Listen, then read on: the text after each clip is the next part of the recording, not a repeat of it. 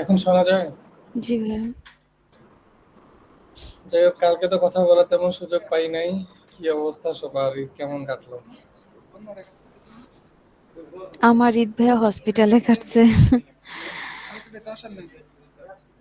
হসপিটালে? হ্যাঁ, আমাদের বাবু হয়েছে তো, আমার ভাইয়ের মেয়ে হয়েছে তো আমরা ঈদের দিন হসপিটালেই ছিলাম। সেই 4 তারিখ রাত্রে থেকে আমরা হসপিটালে। আমার ভাবি অনেক অসুস্থ। ওর প্লাটিলেট হচ্ছে মাত্র 68,000 ছিল যখন ওটি হয়েছে। খুব রিস্ক নিয়ে আর কি 8 দিন হসপিটালে ডেলিভার হয়েছে। এখন আছে মোটামুটি আলহামদুলিল্লাহ। তারপরে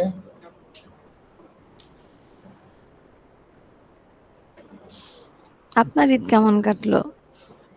আমার ঈদ কাটলো আলহামদুলিল্লাহ ভালোই।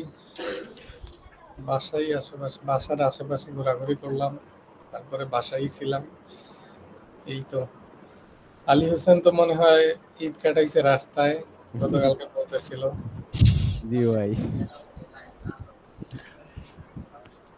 আমিও ধরতে গেলে হাফ ঈদ রাস্তায় কাটাইছি। ঈদের দিন 11টার সময় পৌঁছাইছি বাড়িতে। কেন, মানে এত টাইট না, শিডিউল কেন? না, আমরা টিকিট পাইনি। 6 তারিখ রাতের টিকিট পাইছি, রাত 9:30টার টিকিট। তো রাত্রে 9:30টায় রওনা দিছি। এখান থেকে তো অনেক দূর, বাংলাদেশের শেষ মাথা। পঞ্চগড়ে না? হ্যাঁ, পঞ্চগড় না, গেছিলাম তো ঠাকুরগাঁও, ওইখানে ঈদ করছি। সো যার জন্য আরকি এমনি জ্যাম পাইনি। চাঁদরাতের দিন অতটা জ্যাম ছিল না। আপনার গাজীপুরে একটু জ্যাম পাইছিলাম, চান্দুরাতেও একটু পাইছিলাম, আর যমুনাতে 0.5 ঘন্টার মতো ছিল। কিন্তু মানে ওই ঠাকুরগাঁও মেইন শহরের নাইমা ওইখান থেকে ভিতরে যেতে অনেক কষ্ট হয়ে গেছে। ঈদের দিন গাড়ি টাড়ি পাচ্ছিলাম না, এর জন্য। ওইখানে সকালে পৌঁছাইছিল কয়টায়? সকালে পৌঁছেছি 8টায়, একদম কারেক্ট 8টা 8-এ আমরা ঠাকুরগাঁও শহরে নামছি। ওইখান থেকে গাড়ি নিয়ে তারপর বাসার ভিতর পর্যন্ত যাইতে যেতে 11টা বাজে গেছে। ঈদের টিকিট আগে থেকে কেটে রাখা ভালো। এখন তো সহজ থেকেই টিকিট কাটা যায়, তবে একটু সচেতন থাকলে আগে থেকে। আমরা ট্রেনের টিকিট কাটতে চাইছিলাম, ওটা পাইনি, যার জন্য খুব লেট হয়ে গেছিল। পরে বাসের টিকিটও ওরকম ভাবে পাচ্ছিলাম না। যাই হোক, আলহামদুলিল্লাহ পাইছি, করতে পারছি, এটাই অনেক। অনেকে তো যাইতেও পারে নাই।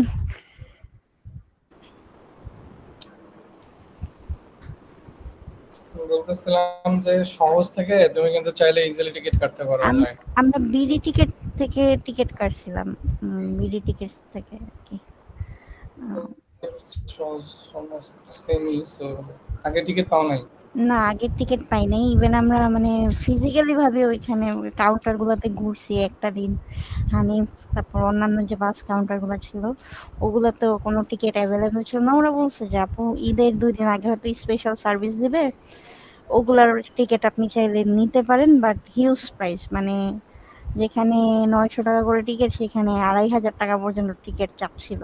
তো আমার কাছে মনে হয় নাই যে ওগুলা ইয়ে হবে কিনা, এর জন্য আর কি আমরা কাটি নাই। পরে বিডি টিকিটস থেকে 4টা টিকিট নিলাম, ওইটা কাটছিলাম আর কি। ওকে। আর কারো এরকম এক্সপিরিয়েন্স আছে ঈদের সময় ট্রেনে যাওয়ার এক্সপিরিয়েন্স আছে কার কার? আমি এবার খুব শখ করছিলাম যে যাব ট্রেনে করে, বাট হয় নাই। আমি এখন পর্যন্ত আমার লাইফে ট্রেনে উঠি নাই। এখনো ট্রেনে ওঠো নাই? মানে একবারও ট্রেনে ওঠো না? না, কারণ আমার এমনি গ্রামের বাড়ি তো দক্ষিণে পিরোজপুর। তো ওইদিকে তো ট্রেন লাইন এখনো ওইভাবে হয় নাই। আর শ্বশুর বাড়ি তো ঠাকুরগাঁও, ওইদিকে যাইতে গেছিলাম, বাট সেটা তো আর পাইনি। আসার টিকিটও পাইনি, যাওয়ার টিকিটও পাইনি। ঈদের সময় ট্রেনের টিকিট পাওয়া একটু মুশকিল, বাট একটু সচেতন বা যদি মানে তুমি যদি জানো যে কবে যাবা তাহলে টিকিট পাওয়া সম্ভব। ওই হ্যাঁ, একটু যুদ্ধ করতে হয় অনলাইনে, যুদ্ধ করে টিকিট কাটতে হয়, ছিনিয়ে নিতে হয় আর কি টিকিট, আমরা কাটা লাগে। পাইছিলাম। আমাদের ট্রেনের টিকিট তো দুইটাই অনেক। মানে 2টা পাওয়াই অনেক ভাগ্যের ব্যাপার। তো আমাদের লাগতো হচ্ছে 4টা টিকেট। আমরা 3টা পর্যন্ত পাইছিলাম। আরেকটা টিকেটের জন্য আরকি ওইভাবে পাওয়া হয় নাই, নেওয়াও হয় নাই। Bad luck। তারপর শাকিল কি অবস্থা? এই তো আলহামদুলিল্লাহ ভাই। আমার ঈদের একদিন আগেই রওনা দিছিলাম, বাট বাস হয়ে গেছিল নষ্ট। পরে খালার বাসায় ছিলাম রাত 1টায়, তারপর সকালে আবার রওনা দিছি। ঈদের দিন সকালে? না না, ঈদের আগের দিন। আমি একদিন আগে 2 দিন আগে রওনা দিছিলাম। ও আচ্ছা, ওকে। সবাই ভালো গেছে তো, তাই না? আবার ঈদের যে বাসায় গিয়ে খাওয়া দাওয়া করে আবার সব ভুলে গেছে নাকি আবার কেউ? তাহলে কিন্তু সমস্যা।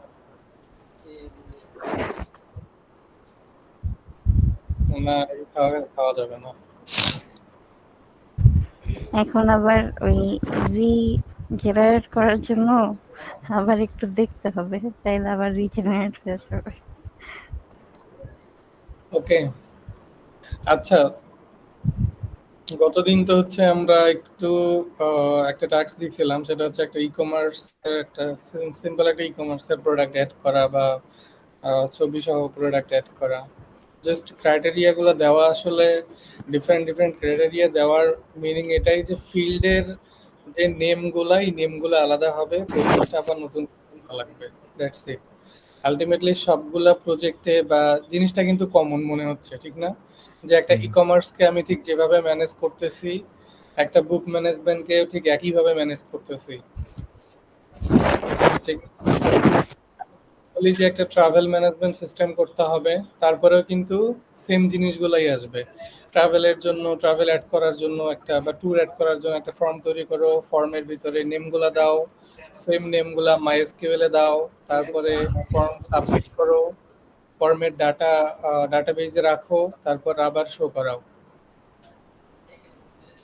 অপারেশন গুলা কিন্তু কমন, সবগুলাতেই কমন। সো এই জিনিসটা হচ্ছে আমরা প্রসেসটা বুঝতে পারছি কি সবাই? জি ভাই।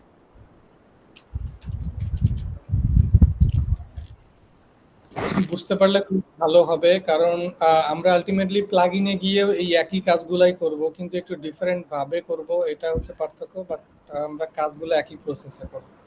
হয়তো বা প্লাগইনে গেলে আমাদের ডিরেক্টলি ডাটাবেজের সাথে কমিউনিকেট করা সব সময় লাগবে না, অনেক সময় লাগবে, সব সময় লাগবে না, কিন্তু আলটিমেটলি কাজগুলো আমাদের একই রকমই থাকবে। ওকে, এই হচ্ছে বিষয়। আর হচ্ছে আমরা তাহলে আজকে একটু অ্যাসাইনমেন্ট দেখি, হ্যাঁ? মনে হয় অনেকেই অ্যাসাইনমেন্টের ইউআরএল এখনো দেয় নাই। আর আহ, একজনে দিছিল একটা আবার প্রাইভেট ট্রিপও করা।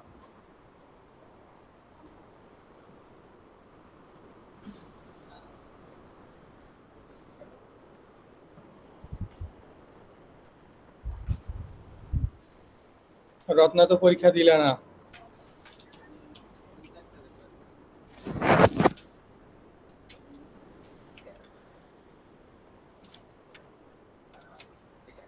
ওকে, সমস্যা নেই, কথা বলুক।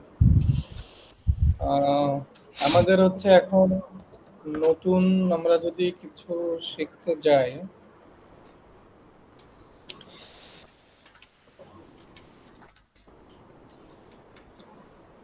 আচ্ছা পরীক্ষার প্রসেসটা একটু বলি। পরীক্ষার প্রসেস কোনটা বেটার হয় বলো তো? পরীক্ষা কিভাবে দিলে তোমাদের জন্য সুবিধা হয়?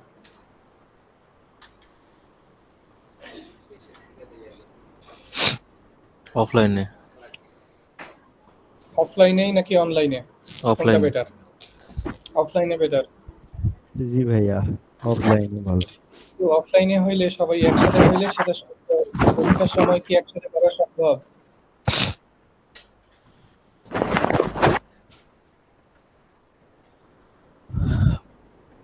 রাকিব, আগে তো একসাথেই ছিলাম, কিন্তু আমাদের তো আবার রুমের থেকে বের করে দিছে।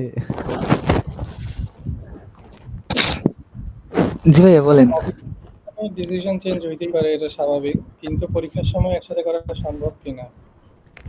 পিসি যে আবার ঝামেলা, কারণ ওগুলা তো আপনার যে আবার ফাইবার অ্যাকাউন্ট আছে আমাদের, এগুলা পিসি তো আবার সবকিছু সেট আপ, এগুলো তো আবার নতুন করে সেট আপ লাগে।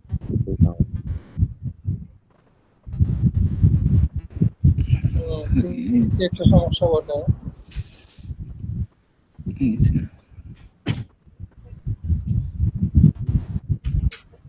বুঝি নাই। আচ্ছা, পিসির সমস্যা,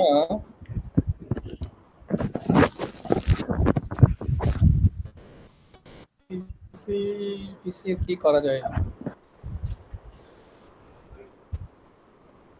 আবার পিসি মনে করেন এখান থেকে ওখানে নিয়ে যাওয়া আবার একটা ঝামেলা। আচ্ছা, যদি ধরো সামহাউ পিসির কোনো কনফিগারেশন চেঞ্জ না করে করা যায়, তাহলে কি সম্ভব?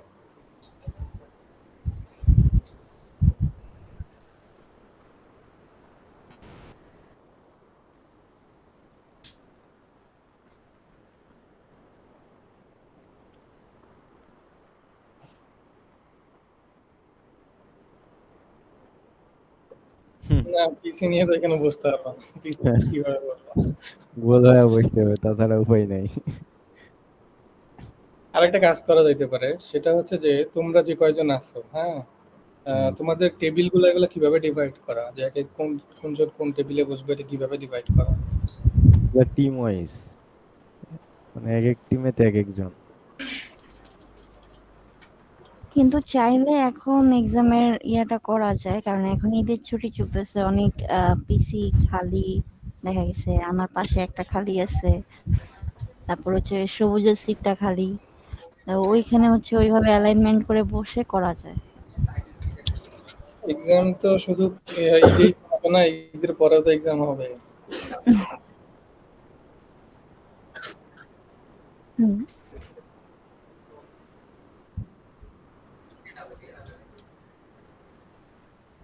বসে কাজ করতে পারবে না।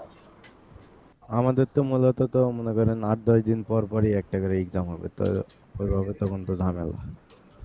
আচ্ছা, তোমাদের বাসায় ল্যাপটপ নাই সবার না? বাসায় ম্যাক্সিমামের পিসি আছে।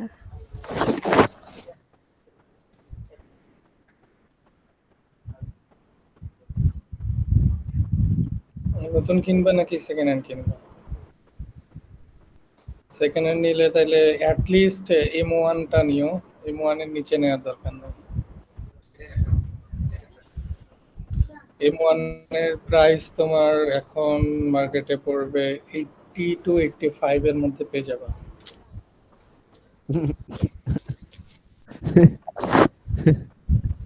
আর যদি তুমি সেকেন্ড হ্যান্ড নিতে চাও বা আরো কমের ভিতরে নিতে চাও, তাইলে আহ, 50-50-এর ভিতরে পাইবা। জি ভাই, 50+ হওয়া লাগবে, তাহলে ভালো হবে। 50-এর ভিতরে হচ্ছে তুমি ওই 16 বা হচ্ছে 18 মডেল পাবা। ম্যাকবুক প্রো 16 বা 18 মডেল, ওইগুলো ভালো হবে 50-এর ভিতরে। কিন্তু ডিসপ্লে ছোট হবে।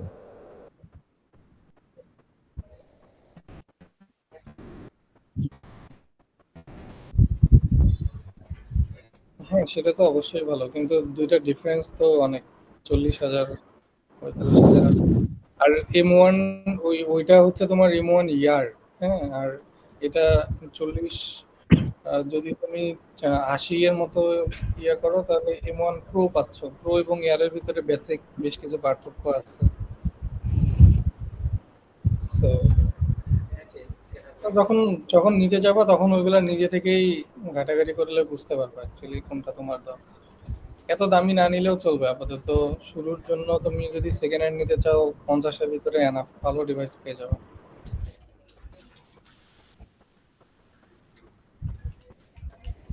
ওই 50 হলেই এনাফ। একটা জিনিস করতে পারো, সেটা হচ্ছে যে ওই ম্যাক মিনি গুলো এখন অনেক ভালো চলে। তো ম্যাক মিনি,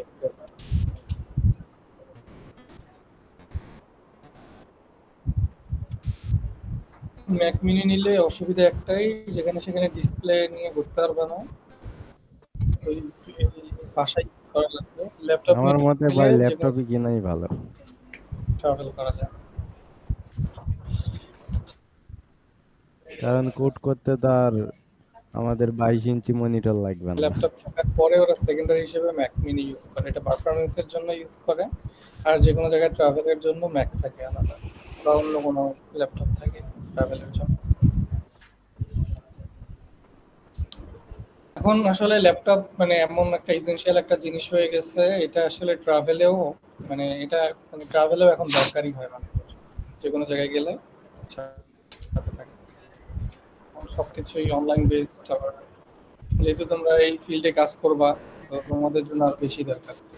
এমন সময় হইলো যে তুমি বাড়িতে গেছো, তোমার বাড়িতে কোনো ব্যবস্থা নাই, কিন্তু তোমার ইমিডিয়েটলি ক্লায়েন্টের সাপোর্ট দেওয়া দরকার, ঠিক আছে? ক্লায়েন্ট খুব ক্ষেপে গেছে, তখন কি করবে?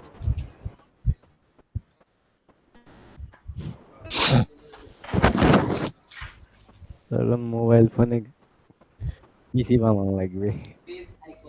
ইয়েস।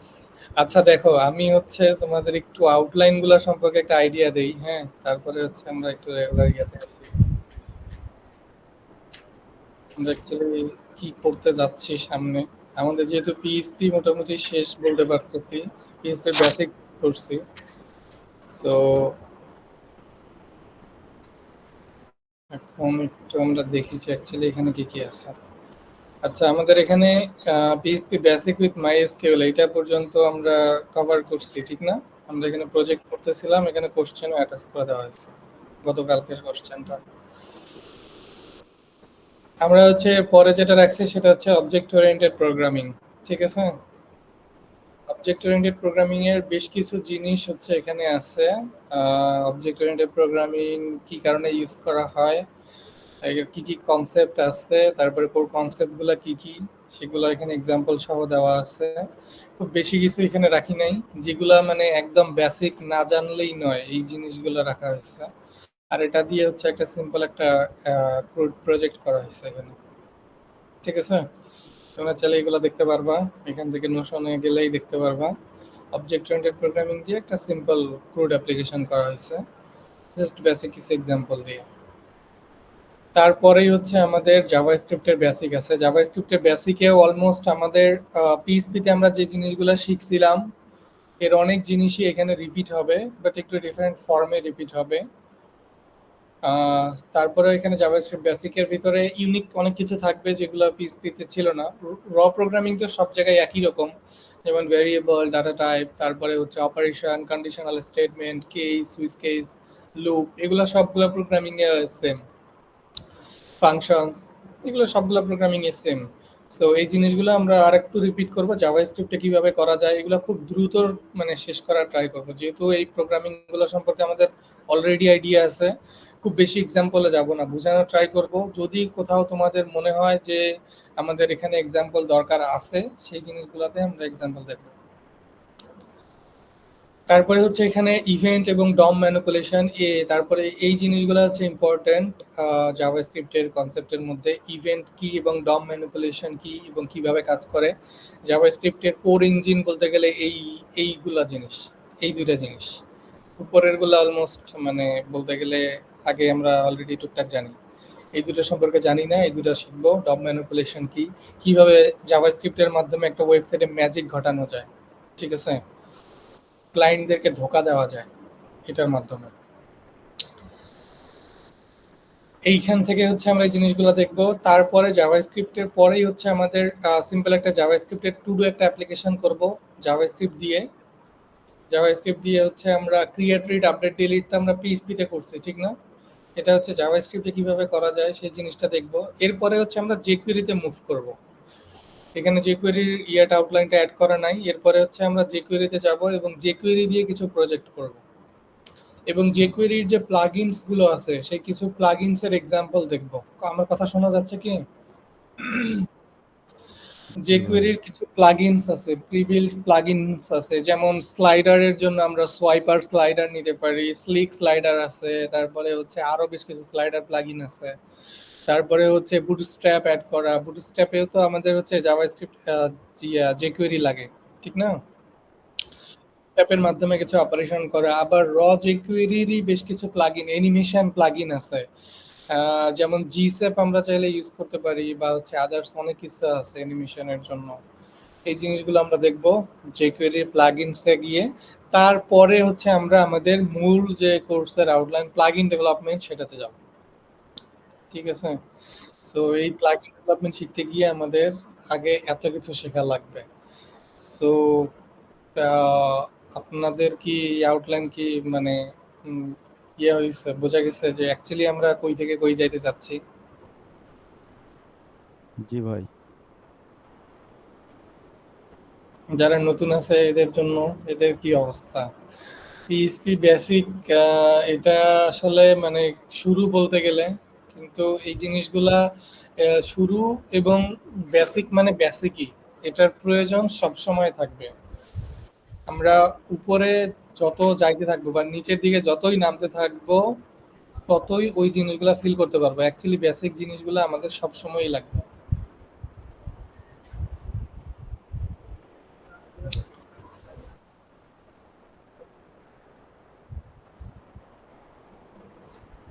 মুনিয়া, কেমন লাগতেছে? কঠিন উম, লাগতেছে অনেক? এম, কঠিন তো ভাইয়া আসলে আহ, আমাদের জন্য তো একটু লাগবেই, বাট একটু বেশি আর কি আমাদের সময় দিতে হবে, কিন্তু ওই সময়টাই আর কি ম্যানেজ করে আসাটা টাফ হয়ে যাচ্ছে আমাদের জন্য আর কি।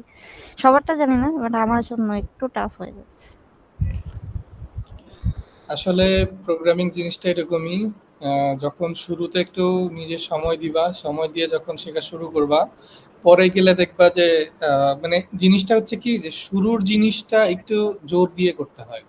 হ্যাঁ, জি যদি শুরুতে যদি একটু জোর দিয়ে করতে পারো পরে গিয়ে ফ্লেক্সিবিলিটি পাবা, কিন্তু শুরুতে ফ্লেক্সিবিলিটি দেওয়ার কোনো সুযোগ নেই, কারণ সবাইকে নিয়ে আগাইতে হবে। ঠিক জি আছে? জি। এখানে দেখা গেছে তোমার কাছে একটু কঠিন লাগতেছে ঠিকই, বাট অনেকজনের কাছে অনেকে আগে এই জিনিসগুলা করছে, তো হ্যাঁ তাদের জন্য জিনিসগুলা মানে ইজি আর কি, মানে বুঝতে সহজ। ঠিক আছে?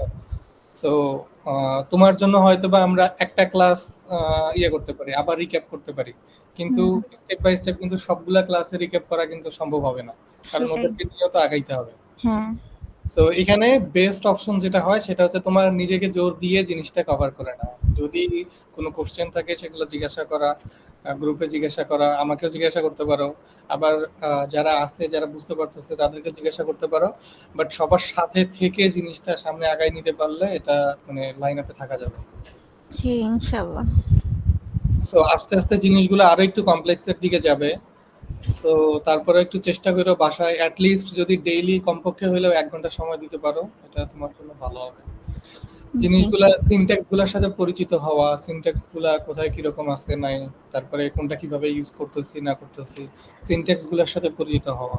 আমার আমার ক্ষেত্রে হয় কি, মানে আমি যখন আপনি করান বা যখন দেখেন লজিক গুলো আমি বুঝতে পারি যে এখন এটা দরকার, বা কিন্তু ওই যে দেখা যায় কি যে গোলায় ফেলি পরে, পরে হচ্ছে জিনিসগুলো হয়তো মানে ম্যাচ করতে আমার জন্য কোন স্টেপের পরে কোন স্টেপটা, ওই জিনিসটা আমি আর কি খুব পেঁচায় যায় আমার। তুমি আপাতত হচ্ছে প্রথমে না দেখে করার ট্রাই করবা, প্রথমে 2-1 বার হচ্ছে দেখে করবা, ওকে। মানে প্র্যাকটিস কিভাবে করতে হয়। আমি জি যখন শুরু করছিলাম আমি কিভাবে প্র্যাকটিস করছিলাম, আমি যেটা করছিলাম, আমি তো নর্মালি আমার তো কোনো ইনস্ট্রাক্টর ছিল না, আমি মেইনলি হচ্ছে ইউটিউব থেকেই সবকিছু লার্ন করার ট্রাই করছি। তো আমার ফিজিক্যাল কোনো মেন্টর ছিল না। ঠিক আছে? এরকম কেউ ছিল না আমি কাউকে জিজ্ঞাসা করে তার কাছ থেকে কোনো একটা জিনিস সম্পর্কে ডিরেক্টলি অ্যান্সার পাবো। সো আমি যেটা করছি সেটা হচ্ছে যে ভিডিও দেখছি, পাশাপাশি ওই সেম জিনিসটাই প্র্যাকটিস করছি। মানে বিষয়টা এরকম হয় নাই যে আমি ভিডিও দেখে শেষ করছি পরে আবার ওই ভিডিও মনে করে করে করে করে সবগুলো প্র্যাকটিস করছি, না এরকম করিনি। আমি যদি 5 লাইন ভিডিও দেখছি, 5 লাইন ভিডিও দেখে হ্যাঁ 5 লাইন বুঝতে পারছি, আমি ভিডিও দেখে দেখে জিনিসটা রিপিট করছি। ওকে, এরপরে কি করছি, যখন ওইটা রিপিট করছি তারপরে হচ্ছে ওই জিনিসগুলা লজিক্যাল গুলা কিন্তু লজিক জিনিসগুলা কিন্তু বুঝতে পারতেছি, মানে এরকম না যে বুঝতেছি না, না বুঝে লিখতেছি। না বুঝে কিছুই লেখা যাবে না, না বুঝে একটা স্পেসও দেওয়ার দরকার নাই। ঠিক আছে? বুঝে লিখতে হবে। তারপরে যেটা করবা, এরকম যদি তুমি 1 বার বা 2 বার করো এরপরে দেখো অটোমেটিক্যালি জিনিসগুলো বোঝা যাচ্ছে। ঠিক আছে? জি এরকম ভাবে প্র্যাকটিস করতে হবে। বুঝতে না পারলে সাইডে এক পাশে হচ্ছে প্রিভিয়াস যে কোডগুলো আছে সে কোডগুলো রেখে দিবা, দিয়ে নিজে বুঝে বুঝে আবার ওই সেম জিনিসটাই রিপিট করবা। তারপরে হচ্ছে একবার হইলো, সেকেন্ড টাইম আবার ট্রাই করো না দেখে করো, যদি না পারো আবার দেখে করো, থার্ড টাইম না পারলে তখন আবার দেখে করো, কিন্তু ফোর্থ টাইম দেখবে যে একটা সময় ঠিকই এই জিনিসটা করতে পারবে। আর এইভাবেই করতে হবে, তাহলে লজিক গুলাও ক্লিয়ার হবে, পাশাপাশি হচ্ছে তোমার ওয়ার্ক ফ্লোটা বুঝতে হবে। ওয়ার্ক ফ্লো, কোথায় থেকে কোথায় যাচ্ছে, কোন স্টেপের পরে কোন স্টেপ। জি, ট্রাই করে দেখো। ইনশাআল্লাহ। ঠিক আছে, আমরা কি অবজেক্ট ওরিয়েন্টেড প্রোগ্রামিং এ যাওয়ার জন্য রেডি? আমরা হচ্ছে এক্সামটা এটা আবার নিব। তোমরা হচ্ছে অ্যাসাইনমেন্ট গুলো একটু সাবমিট করে দাও, মানে কষ্ট করে করছো এগুলো দেখতে হবে আমাকে। ঠিক আছে, গিটহাবের যে লিংক গুলো আছে সবার, এগুলো একটু সাবমিট করে দিও। একটু কষ্ট করে করছো, আমাকে দেখতে হবে কে কি করছো না করছো। আর কারো কোনো প্রবলেম থাকলে বলতে পারো, আমরা এখনই এটা ইয়ে করতে পারি, দেখতে পারি কার কোনো প্রবলেম আছে কিনা। ভাই লাস্ট যে অ্যাসাইনমেন্টটা ছিল ওইটা তো আমি করতেই পারিনি, তো করতে গেলে হয়তো প্রবলেম হলে তখন বলা যাবে। তুমি এটা বাসায় কইরো। তুমি তুমি কি ঢাকায় আসছো নাকি বাড়িতে আমি আছো? আজকে আসছি আজকে। ওকে, তুমি এটা হচ্ছে কোশ্চেনটা দেওয়া আছে এখানে, হ্যাঁ, এখানে গেলেই পেয়ে যাবে যে কোশ্চেন 1 এর ভিতরে গেলে কি কি দেওয়া ছিল এখানে পেয়ে যাবে। ঠিক আছে, এখানে একটা টেমপ্লেটও দিয়ে দিছি, এইচটিএমএল টেমপ্লেট। টেমপ্লেটটা সুন্দর আছে।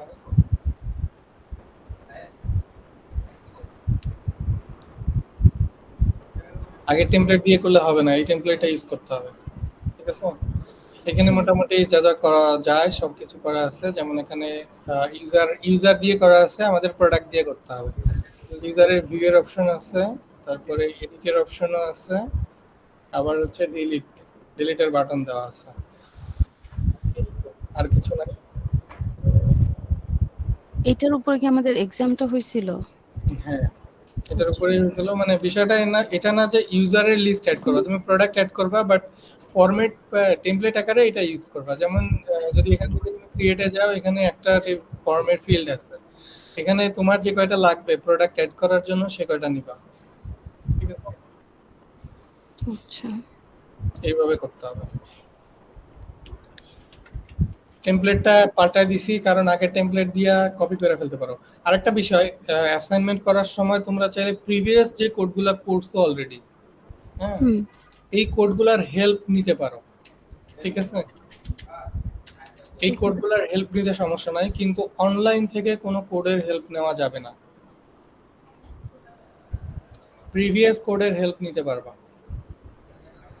আমাদের আমাদের গিটহাবের যে রিপোর্টার আছে, even আমরা যেটা অ্যাসাইনমেন্ট করছি সেখান থেকে হেল্প নিতে পারবা, কিন্তু গুগল সার্চ করে বা চ্যাট জিপিটি থেকে কোনো হেল্প নেওয়া যাবে না। বুঝতে পারছি? জি, এটা জি। সবগুলো এক্সামের জন্য সেম কন্ডিশন।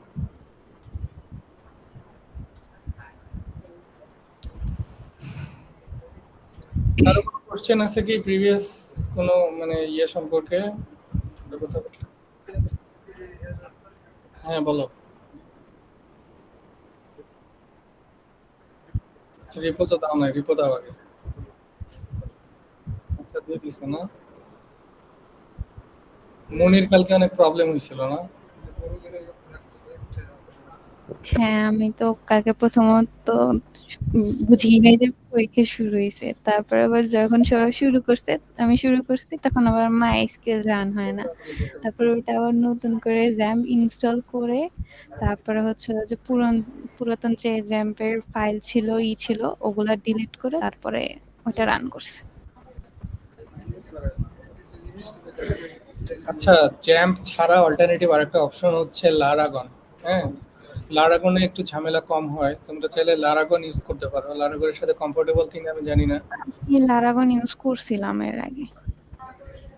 যদি জ্যাম্প বেশি ঝামেলা করে ওকে ছুঁড়ে ফালাই দিবা, হ্যাঁ, ফালাই দিয়ে লারাগনে শিফট করবা। জ্যাম্প পার্সোনালি আমার ভাল লাগে না, কারণ ওই লোকাল স্ল্যাশ বলতে নাম দিতেই বিরক্ত লাগে। লারাগনে এখানে অনেক ভালো রাউটিং সিস্টেম আছে, ওদের প্রত্যেকটা নাম ডট টেস্ট ভাবে এইভাবে হোস্ট করা যায়।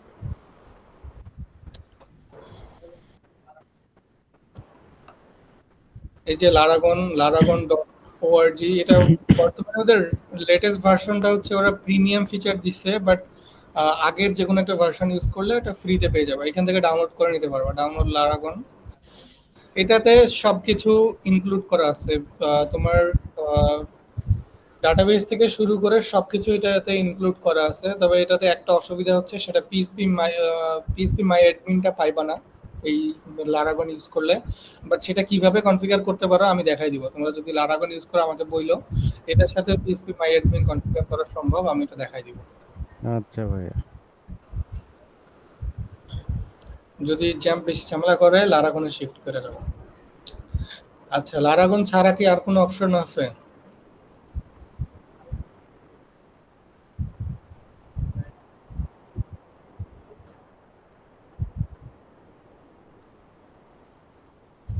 ওগুলাতে তো লোকালে কোড করা ঝামেলা হবে। তুমি তো কোড করবা লোকালে, তোমাকে আউটপুট তো লোকালে দেখতে হবে।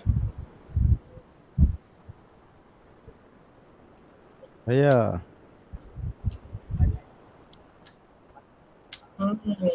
ইম্পর্টেন্ট জিনিস এগুলা নিয়ে আমি ইন ডিটেলসে আলোচনা করবো। অ্যাকচুয়ালি ক্লায়েন্টের কিছু বিষয় নিয়ে তোমাদের যেগুলোতে প্রবলেম হতে পারে এগুলা নিয়ে একটু আলোচনা করব। ফাইল জেলা না, শুধু টার্মিনাল নিয়েও তোমাদের একটু আলোচনা করব, যে টার্মিনালে কি কি কমান্ড আমরা দেই নরমালি।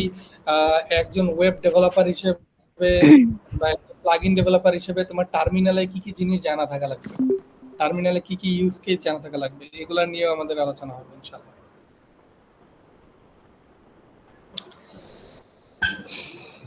সার্ভার নিয়ে একটু আলোচনা হবে, সার্ভার কিভাবে কনফিগার করা যায়, একটা এমটি একটা সার্ভারে কিভাবে আমরা একটা ওয়ার্ডপ্রেস প্রজেক্ট সেটআপ করতে পারি।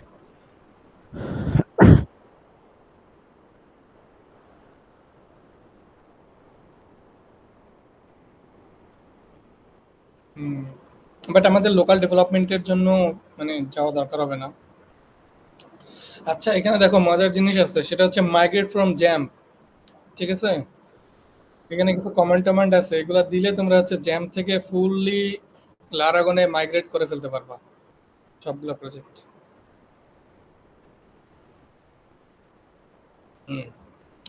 সুবিধা।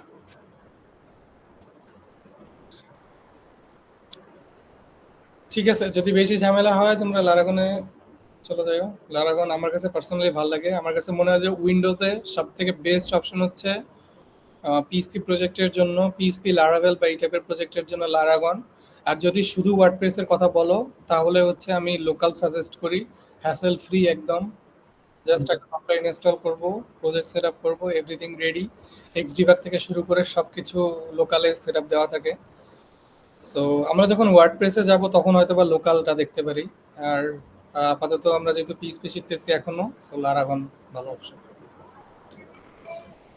ওকে, আমরা কি তাহলে অবজেক্ট ওরিয়েন্টেড প্রোগ্রামিং এ মুভ করতে পারি এখন?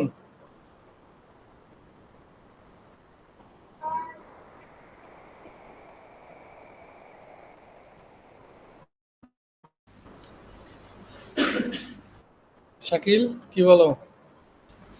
জি ভাইয়া। ঠিক আছে, object oriented programming OPPSP. Object oriented programming জিনিসটা কি, এটা কারো কোনো আইডিয়া আছে?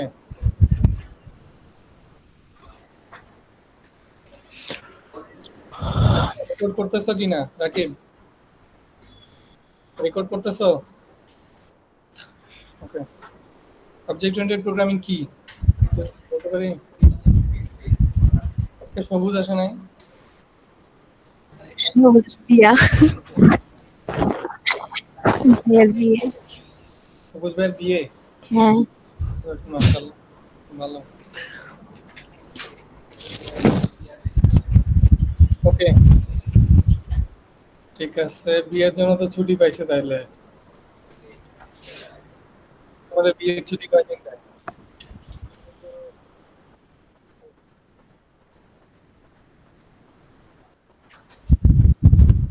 তাহলে তোর লস হয়ে গেল।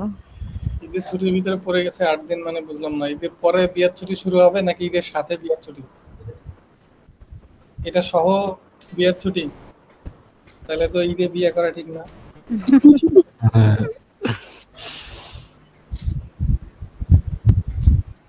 ছুটিটা লস হয়ে গেল না?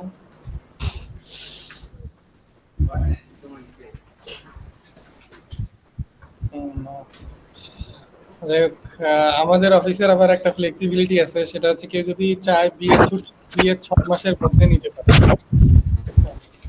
মানে এটা হানিমুনের জন্য যদি কেউ প্রিপেয়ার থাকে যে সে হানিমুনে যাবে, বাট বিয়ে করেই তো আর কেউ হানিমুনে চলে যায় না।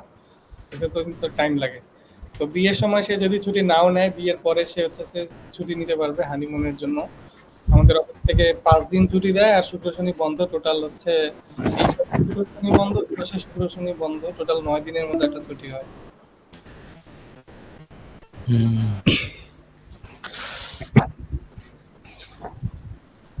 ঠিক আছে, ভালো। কেউ তাহলে আবার ঈদে বিয়ে করবে না, ঈদের পরে করবে, নাহলে আগে করে ফেলে। আচ্ছা, আলী রমজান ঈদে করে লস খাইছে বেচারা। আমি 11 দিন ছিলাম। তা অনেক দিন ছিল।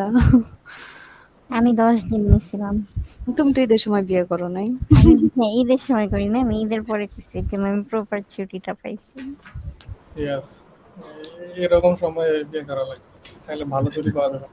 এই ছুটি কে দিবে বলো? এতদিন ছুটি কি দেয়? অফিস থেকে কখনো এতদিন ছুটি পাইবা? ছুটি কেন লস করবা?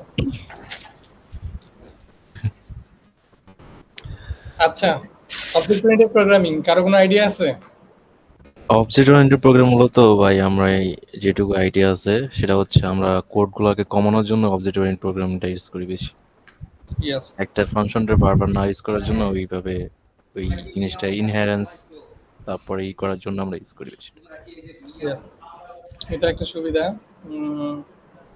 তারপরে আর কেউ?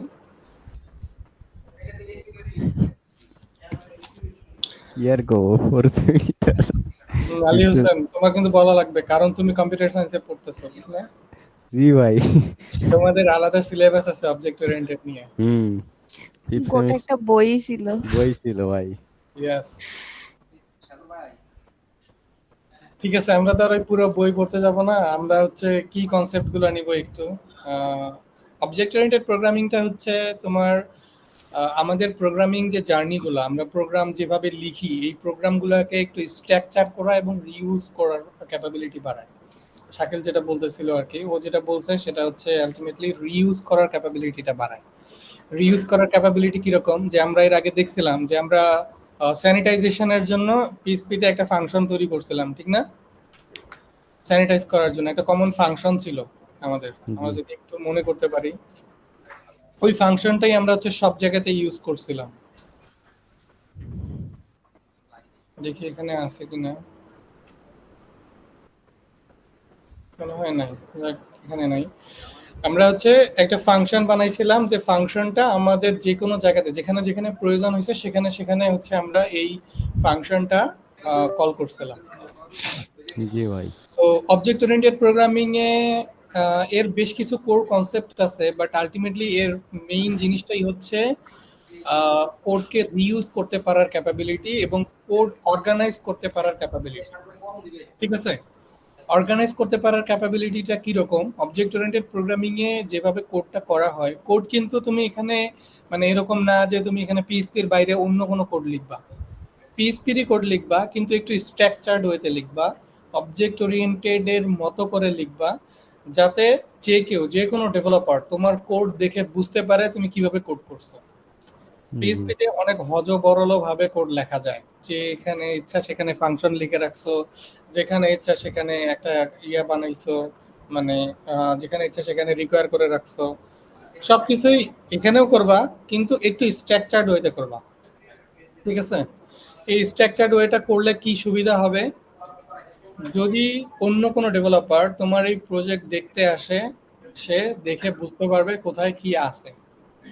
আমরা নর্মালি প্লাগইন গুলো এই অবজেক্ট ওরিয়েন্টেড ওয়েতেই করি, যাতে এটার স্ট্রাকচারটা বেটার হয়। ঠিক আছে, এটা কিন্তু আলাদা কোনো প্রোগ্রামিং ল্যাঙ্গুয়েজ না। অনেকে মনে করে অবজেক্ট ওরিয়েন্টেড প্রোগ্রামিং মনে হয় এটা আলাদা প্রোগ্রামিং ল্যাঙ্গুয়েজ। আলাদা কোনো প্রোগ্রামিং ল্যাঙ্গুয়েজ না, এটা একটা সিনট্যাক্স দেয়।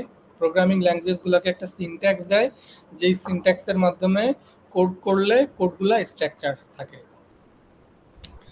আচ্ছা, পিএইচপিতে অবজেক্ট ওরিয়েন্টেড প্রোগ্রামিং এর পিএইচপি শুরু থেকে অবজেক্ট ওরিয়েন্টেড ছিল না, পরে পিএইচপি অবজেক্ট ওরিয়েন্টেড প্রোগ্রামিংটা ইনক্লুড করছে।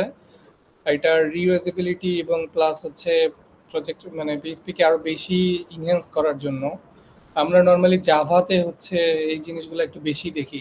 জাভা তোমরা কেউ প্রোগ্রামিং যারা করছিলা তারা জানো হয়তো বা। জি ভাই ছিল। অবজেক্ট ওরিয়েন্টেড প্রোগ্রামিং ওয়েতেই কোড করা লাগে বেশি, ঠিক না? জি। নরমালি অবজেক্ট ওরিয়েন্টেড এর এক্সাম্পল বললে জাভা, সি প্লাস প্লাস এগুলাই চলে আসে। জাভাটাই বেশি মানে মিল আছে অবজেক্ট হুম। ওরিয়েন্টেড এর সাথে। ইয়েস। আচ্ছা, এখানে হচ্ছে অবজেক্ট ওরিয়েন্টেড এর কি কি বেনিফিটস সেটার একটা লিস্ট আছে, আমরা একটু লিস্টটা পড়ি, ঠিক না? এখানে প্রথমেই হচ্ছে কি কোড রিইউজেবিলিটি, এটা যেটা শাকিল বলতেছিল আর কি। You can reuse code using classes and inheritance avoiding duplication. তার মানে আমরা হচ্ছে আমাদের কোডের যে ডুপ্লিকেশন প্রসেসগুলো থাকে সেই ডুপ্লিকেশন প্রসেসগুলোকে রিমুভ করতে পারি বা হচ্ছে অ্যাভয়েড করতে পারি, কোডের রিইউজেবিলিটিটা বাড়াইতে পারি, ঠিক আছে? কিসের মাধ্যমে? ক্লাসেস এবং ইনহেরিটেন্স। এই জিনিসগুলো কি সেগুলো আমরা পরে দেখব, আপাতত টার্মগুলো একটু দেখতেছি যে ক্লাস এবং ইনহেরিটেন্স নামে অবজেক্ট ওরিয়েন্টেড প্রোগ্রামিং এ কিছু আছে, এটুকু জানলেই হবে। ক্লাস এবং ইনহেরিটেন্স এই নামে কিছু আছে অবজেক্ট ওরিয়েন্টেড প্রোগ্রামিং। তারপরে এখানে একটা এক্সাম্পল দেওয়া হয়েছে, example a vehicle can be extended by car, bike, etc. এই দুটার মধ্যে রিলেশন কি সেটা একটু বোঝার চেষ্টা করি। কেউ কেউ বুঝতে পারতেছি ভেহিকেল এর সাথে এক্সটেন্ডেড কার এবং বাইক এই দুইটা কোথায় থেকে কমন জিনিসগুলো একটু কেউ এক্সপ্লেন করো তো। ভেহিকেল, কার, বাইক এই তিনটা টার্ম আছে, কোথায় থেকে জিনিসটার রিলেশন আছে?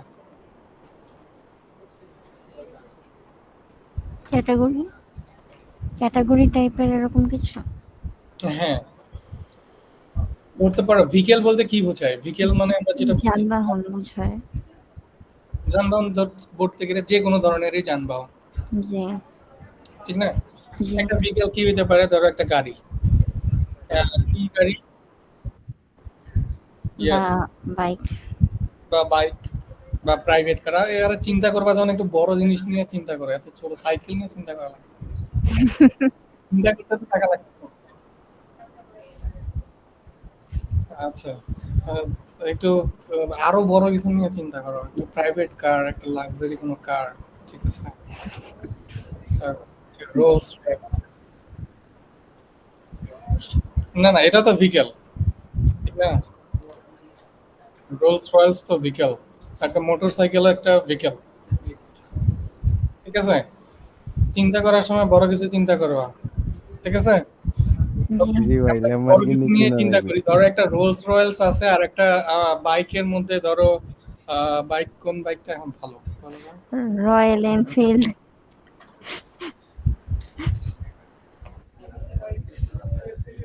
কাওয়াসাকি ভাই।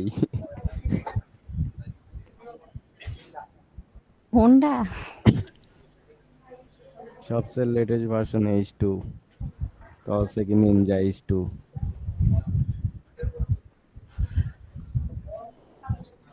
কি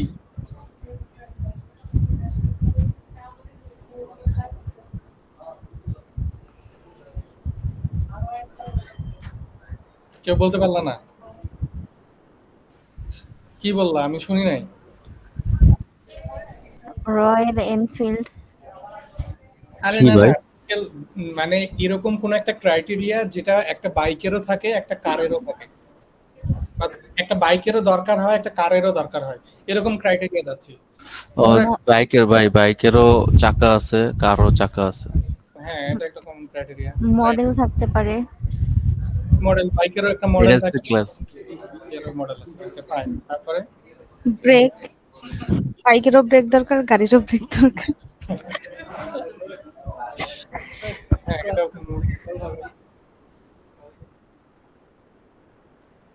ইয়েস, ইঞ্জিনিয়ারও প্রয়োজন। আমি আরো যদি একটা জিনিস অ্যাড করতে পারি সেটা হচ্ছে যে দুইটারই ফুয়েল দরকার, ঠিক আছে? ফুয়েল ছাড়া তো বাইক চলবে না। সাইকেলের এক্সাম্পল দিলে কিন্তু এই ফুয়েল বলতে পারতাম না, সাইকেলের কিন্তু ফুয়েলের দরকার হয় না, ঠিক ওর আছে? তো পাম্পের দরকার হয়। Yes. আরেকটা কমন জিনিস হচ্ছে ড্রাইভার। কারেরও ড্রাইভার দরকার, বাইকেরও ড্রাইভার দরকার, ঠিক না? আচ্ছা, কমন জিনিসগুলো নিয়ে তো ডিসকাস করলাম, এখন যদি আনকমন কিছু জিনিস বলি।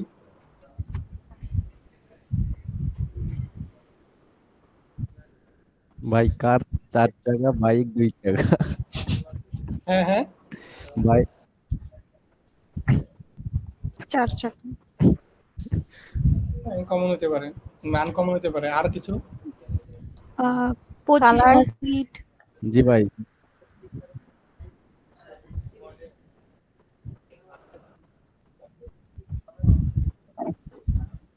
বাইকের সাইজ কত আপনার আর কারের সাইজ কত বড়, এটা একটা আনকমন। বাইকে 2 জন বসতে পারে, গাড়িতে 4 জন, 6 জন, 8 জন, 10 জন এরকম বসতে পারে। Yes. আচ্ছা, এইগুলা এক্সাম্পল থেকে আমরা বুঝতে পারতেছি অ্যাকচুয়ালি বাইক এবং কারের ভিতরে কিছু জিনিস আছে কমন, কিছু জিনিস আছে আনকমন, রাইট? হুম। ক্লিয়ার। আচ্ছা, এইখানে আমাদের আহ, আহ, জিনিসটা তাহলে আমরা কিভাবে করতেছি? আমরা ধরো এরকম কিছু একটা জিনিস বানাইলাম, ধরো হচ্ছে আমি কোনো একটা কিছু বানাইছি যেটার ভিতরে এই দুইটার ভিতরে যে কমন জিনিসগুলো আছে সেই কমন জিনিসগুলো তো দুইটারই দরকার, ঠিক না? আমি এরকম একটা কিছু বানাইছি যেটার ভিতরে হচ্ছে আমি চাইলে দুইটার কমন জিনিসগুলো অ্যাড করে রাখছি। হুম, এই কমন জিনিসগুলা আমি যখন স্পেসিফিকলি কারের জন্য ইউজ করব তখনও ব্যবহার করতে পারবো, যখন বাইকের জন্য ব্যবহার করব তখনও এটাকে ইউজ করতে পারবো, ঠিক আছে? এক্সাম্পলটা একটু ডিফারেন্ট হতে দেওয়ার ট্রাই করি। যে বাইকের যে কমন জিনিসগুলো আছে সেই কমন জিনিসগুলোর যে ডিটেলস, এইটা ধরো হচ্ছে আমি একটা পিএসপি ফাইলে রাখতেছি। হুম, আবার কারের যে কমন জিনিসগুলো আছে সেগুলোর যে ডিটেলস গুলো আছে সেটা আমি আরেকটা পিএসপি ফাইলে রাখতেছি। ওকে, এখন দুইটা কিন্তু রিপিট হয়ে গেল, তাইলে রিপিট হইলো না? ধরো বাইকের একজন ড্রাইভার দরকার, বাইকের ড্রাইভারের জন্য বাইকের একটা ফাইল আছে, সেই ফাইলের ভিতরে বাইকের ড্রাইভারের নাম লিখে রাখছে। আবার কারেরও একটা ড্রাইভার দরকার, কারের ড্রাইভারের জন্য কারের ভিতরেও একটা নাম লিখে রাখছি। আবার কারের জন্য ফুয়েল দরকার, কারের ফাইলের ভিতরে কারের ফুয়েল লিখে রাখছি, বাইকের ফাইলের ভিতরে আবার বাইকের ফুয়েলও লিখে রাখছি। তাহলে কি জিনিসগুলো কমন হইলো? আবার কিছু জিনিস নিচে আনকমনও আছে, আনকমন গুলা থাকুক, কিন্তু কমন জিনিসগুলোকে আমি যদি কোথাও একটা ট্রান্সফার করতে পারি তাহলে কিন্তু দুই জায়গাতেই দুইটা ইউজ করতে পারবো, ঠিক না? আমরা যেরকম এর আগে রিকোয়ার দেখছিলাম, রিকোয়ার আমরা কোন জিনিসগুলা রিকোয়ার ফাইলের ভিতরে নিয়ে যাই, যেমন কনফিগের যে বিষয়গুলা, কনফিগটা কি ছিল? একটা কমন একটা বিষয় ছিল, যে কনফিগটা আমাদের সবগুলা ফাইলেই দরকার হয়েছে বা অনেকগুলো ফাইলে দরকার হয়েছে, ঠিক না? যেমন ডাটাবেস কনফিগারেশন, ডাটাবেস কনফিগারেশনটা আমাদের দেখা গেছে যে অ্যাড করার ক্ষেত্রেও লাগছে, আপডেট করার ক্ষেত্রেও লাগছে, ডিলিট করার ক্ষেত্রেও লাগছে। তাহলে এটার জন্য আমরা কি করছিলাম? সেপারেট একটা ফাইল ক্রিয়েট করছিলাম, ঠিক না? জি ভাই। পরে ওই ফাইলটাকে আমরা সব জায়গাতে ইউজ করছি। ঠিক এই জিনিসটাও ঠিক সেম, যে ধরো ভিকেল নামে কোনো একটা আইডেন্টিফায়ার থাকবে, যে আইডেন্টিফায়ার ভিতরে ভিকেলের ভিতরে যে কমন জিনিসগুলো থাকে সেগুলা লিস্ট করা থাকবে, ঠিক আছে? জি তাহলে ভিকেলের ভিতরে আমার কি থাকতে পারে? ভিকেলের ভিতরে আমাদের কমন জিনিসগুলো থাকতে পারে। কি কি কমন জিনিস আমরা প্রথমে বলছি? ধরো ড্রাইভার লাগবে, দুইটারই ড্রাইভার লাগবে, দুইটারই ফুয়েল লাগবে, ঠিক আছে? দুইটারই চাকা লাগবে। সো এগুলো ভিকেলের ভিতরে কমন। কিন্তু যখন আমরা কারকে লিখবো তখন আগে ভিকেলটাকে নিয়ে নিব। ভিকেলটাকে যদি আমরা কারের মধ্যে নিয়ে নেই তাহলে কি পাবো? ভিকেলের যে জিনিসগুলো অলরেডি কমন রাখছি সেগুলো ডিফল্ট ভাবেই পেয়ে যাব। বুঝতে পারতেছি কি? জি ভাই। আবার যদি বাইকে যদি কি করি, বাইকের ভিতরে যদি আমি ভিকেলটাকে নেই, ওই যে যে কমন জিনিসগুলো মিটিং আরেকটা রাখছি, দরকার। ঠিক না?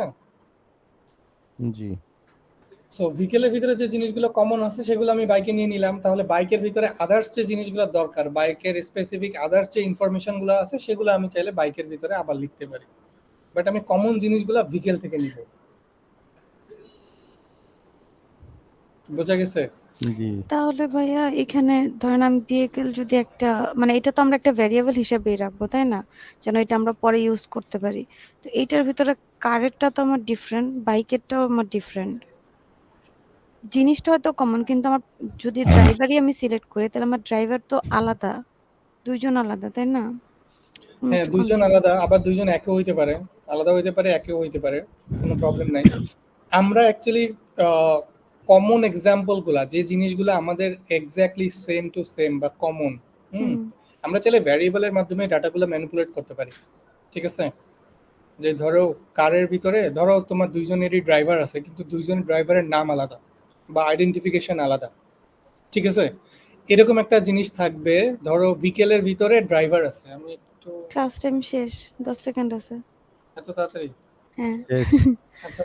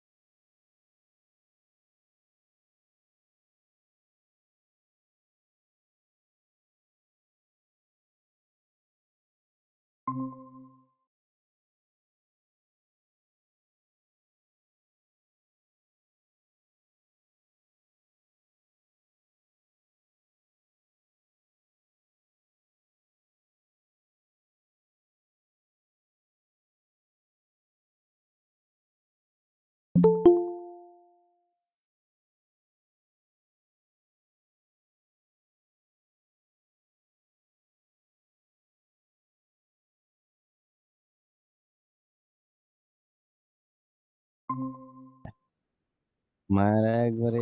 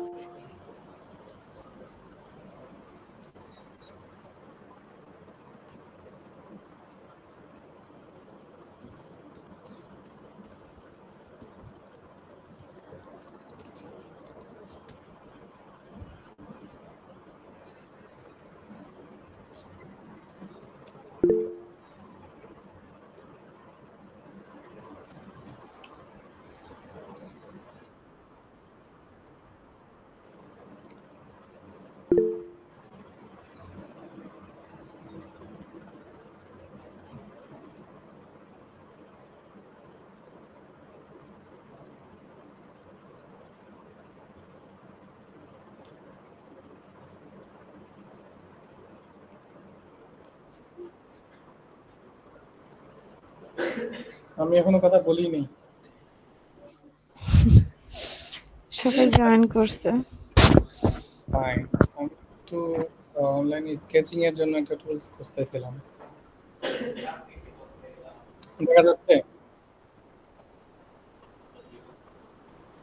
জি ভাই দেখা যায়। আচ্ছা ঠিক আছে, দেখা গেলে ভালো।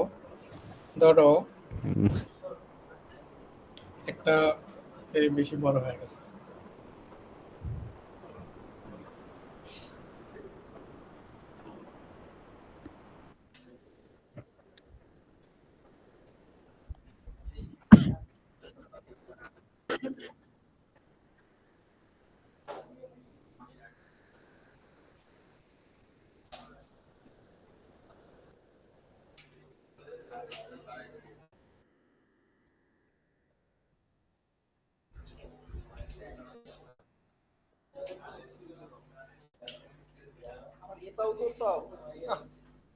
পিএইচপি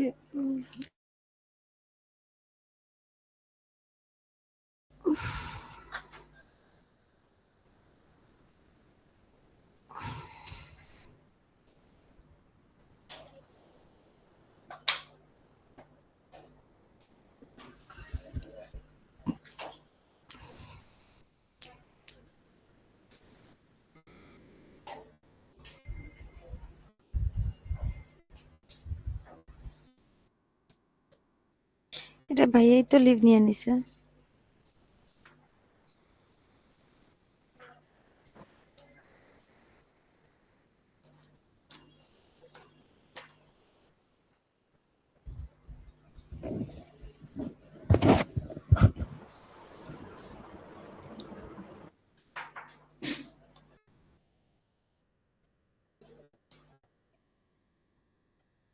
দেখা যায় এখন?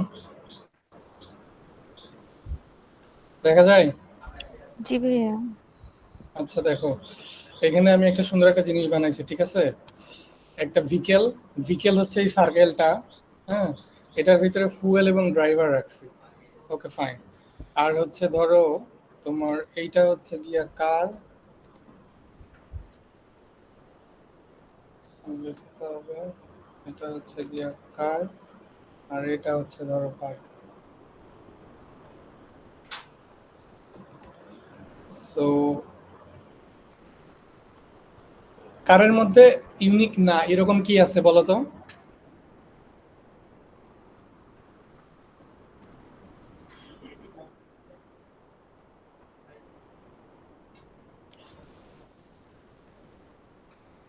নাকি ইউনিক পাইতেছে সবকিছু? মানে কার আর বাইক সেম হয়ে গেছে এখন না চিন্তা না করতে না গিয়ে? সেম না। কিছু ইউনিক নাই এখানে, কমন ইউনিক অনেক আছে। কিছু। যেমন কারের ধরো লাইট আছে দুইটা, কারের লাইট আছে, কারের সাইজ, হ্যাঁ বিগ সাইজ, আর এটা হচ্ছে স্মল স্মল। আচ্ছা এখন দেখো, ফুয়েল কিন্তু বাইকেরও দরকার, কারেরও দরকার, ড্রাইভার বাইকেরও দরকার, কারেরও দরকার। আমি যদি সামাও এরকম কোন একটা কমিউনিকেট করাইতে পারি যে বাইক থেকে যখন আমি ধরো এই ড্রাইভারটা আসলে কি, এইখানে ড্রাইভারটা নর্মালি হচ্ছে যে এরকম একটা জিনিস থাকবে বিকেলে, যেখানে আমি যেখান থেকে ড্রাইভারের যে ইনফরমেশনটা সেই ইনফরমেশনটা নিতে পারবো। ঠিক আছে, ড্রাইভারের ইনফরমেশনটা নিতে পারবো। আলটিমেটলি আমার তো ডাটা দরকার, ডাটা ছাড়া আর কিছু দরকার নেই। ভিকেল থেকে আমার কি দরকার? ডাটাই দরকার, ডাটার বাইরে আর কিছু দরকার নেই। ফুয়েলের ডাটা দরকার বা ড্রাইভারের ডাটা দরকার। ড্রাইভারের ডাটা কিরকম হইতে পারে, যে ধরো হচ্ছে তোমার ড্রাইভারের একটা আইডি থাকবে, হ্যাঁ, আমি যদি প্যারামিটার আকারে সেই আইডিটাকে পাঠায় দেই তাহলে সে ড্রাইভারের যে ইনফরমেশনগুলো আছে সেই ইনফরমেশনগুলো আমাকে দিয়ে দিবে। That's it. ফুয়েলের জন্য কি থাকবে? ফুয়েলের জন্য ধরো হচ্ছে যে আমি এরকম করতে পারি যে যদি আমার একটা ইউনিক আইডেন্টিফায়ার থাকে, বাইকের একটা আইডি থাকে বা কারের যদি একটা আইডি থাকে, সেই আইডিটা যদি দিয়ে দেই, সে হচ্ছে ফুয়েল রিলেটেড যে ইনফরমেশনগুলো আছে সেই ইনফরমেশন দিয়ে দিবে আমাকে। ঠিক আছে, এরকম হইতে পারে। সো যখন আমি বাইক থেকে ড্রাইভারকে কল করব, তখন বাইকের যে ড্রাইভারের যে আইডি নাম্বারটা আছে সেই আইডি নাম্বারটা যদি আমি দিয়ে দেই, সে হচ্ছে বিকেলের ভিতরে প্রসেসিং করে ড্রাইভারের যে ইনফরমেশন সেই ইনফরমেশনগুলো বাইককে রিটার্ন করে দিবে। ঠিক আছে, যদি কার থেকে আবার ড্রাইভারকে কল করি, তখন কারের যে আইডিটা থাকবে সেই আইডিটা দিয়ে দিলে কারের ওই আইডিকে ধরে যে ড্রাইভার থাকবে সেই ড্রাইভারের ইনফরমেশন আমাকে দিয়ে দিবে। আলটিমেটলি এই দিক থেকে এই ভিকেলের যে কনসেপ্টটা, সেই কনসেপ্টটা হচ্ছে কমন। ঠিক আছে, বুঝতে পারছি কি? জি জি ভাই। আচ্ছা, যখন আমরা প্র্যাকটিক্যাল এক্সাম্পলে যাব তখন জিনিসটা আরো বেশি ক্লিয়ার হবে। আলটিমেটলি আসলে মানে জিনিসটা এত কমপ্লেক্সও না, জিনিসটা জাস্ট হচ্ছে তোমার আমরা ইনক্লুড এবং রিকোয়ার যখন দেখছিলাম, ইনক্লুড এবং রিকোয়ারে যে কাজটা করছি এখানে ঠিক সেম কাজ, কিন্তু এখানে ফ্লেক্সিবিলিটিটা একটু বেশি। ইনক্লুড এবং রিকোয়ারে আমরা কোনো প্যারামিটার পাস করে কোনো ডাটা নিতে পারছিলাম, বা কোনো না প্যারামিটার পাস করার অপশন ছিল ছিল না। না কিন্তু এখানে আমাদের প্যারামিটার পাস করে ডাটা নেওয়ার অপশন থাকবে, এবং হচ্ছে আমাদের আরো বেশ কিছু ফ্লেক্সিবিলিটি থাকবে, যেহেতু এটাকে আমরা ক্লাস বলতেছি, এটা একটা ক্লাস। ঠিক আছে, বিকেল এটা কি থাকবে, এটা একটা ক্লাস, ক্লাস থাকবে। আমরা ক্লাস বলবো, যেটা অলরেডি আমরা দেখছি যে রিইউজেবল ক্লাসেস এবং ইনহেরিটেন্স, এটাই হচ্ছে অবজেক্ট ওরিয়েন্টেড এর মূল দুইটা জিনিস, ক্লাস এবং ইনহেরিটেন্স, এই দুইটাই আমরা ম্যাক্সিমাম টাইম ইউজ করি। আচ্ছা, আরেকটা হচ্ছে মডিউলারিটি। মডিউলারিটি কি? Code is organized into separate classes making it easy to manage and maintain. আবার এখানে ক্লাস কিওয়ার্ডটা চলে আসছে। ঠিক আছে, অবজেক্ট ওরিয়েন্টেড প্রোগ্রামিং এ এই দুইটা জিনিস সবথেকে কমন, একটা হচ্ছে ক্লাস এবং আরেকটা হচ্ছে অবজেক্ট। ক্লাস এবং অবজেক্ট, ক্লাস এবং অবজেক্ট, এই দুইটা জিনিস সবথেকে কমন এবং সব সময় সামনে আসবে। Code is organized into separate classes making it easy to manage and maintain. আমরা কোডগুলোকে সেপারেট ক্লাসে ভাগ করতে পারি ইজিলি ম্যানেজ করার জন্য এবং মেইনটেইন করার জন্য। বুঝতে পারছি? জি ভাইয়া। স্কেলেবিলিটি অ্যান্ড মেইনটেনেবিলিটি, যেটা আমরা অলরেডি বলছি যে এটাকে আমরা স্কেল করতে পারি। স্কেল করা মানে কি বোঝায় বলো তো? ওজন করা না, ওজন করা না। এটা হয়তো পরিমিত করা কিছু একটা বুঝাইছে, তাই না? স্কেলেবিলিটি পরিমাণের সাথে এটা রিলেশন নাই। এটা হচ্ছে কি, যে ধরো একটা তোমার একটা সফটওয়্যার আছে, কোড মাপার কোনো সিস্টেম নাই। ঠিক আছে, স্কেলেবিলিটি হ্যাঁ হ্যাঁ,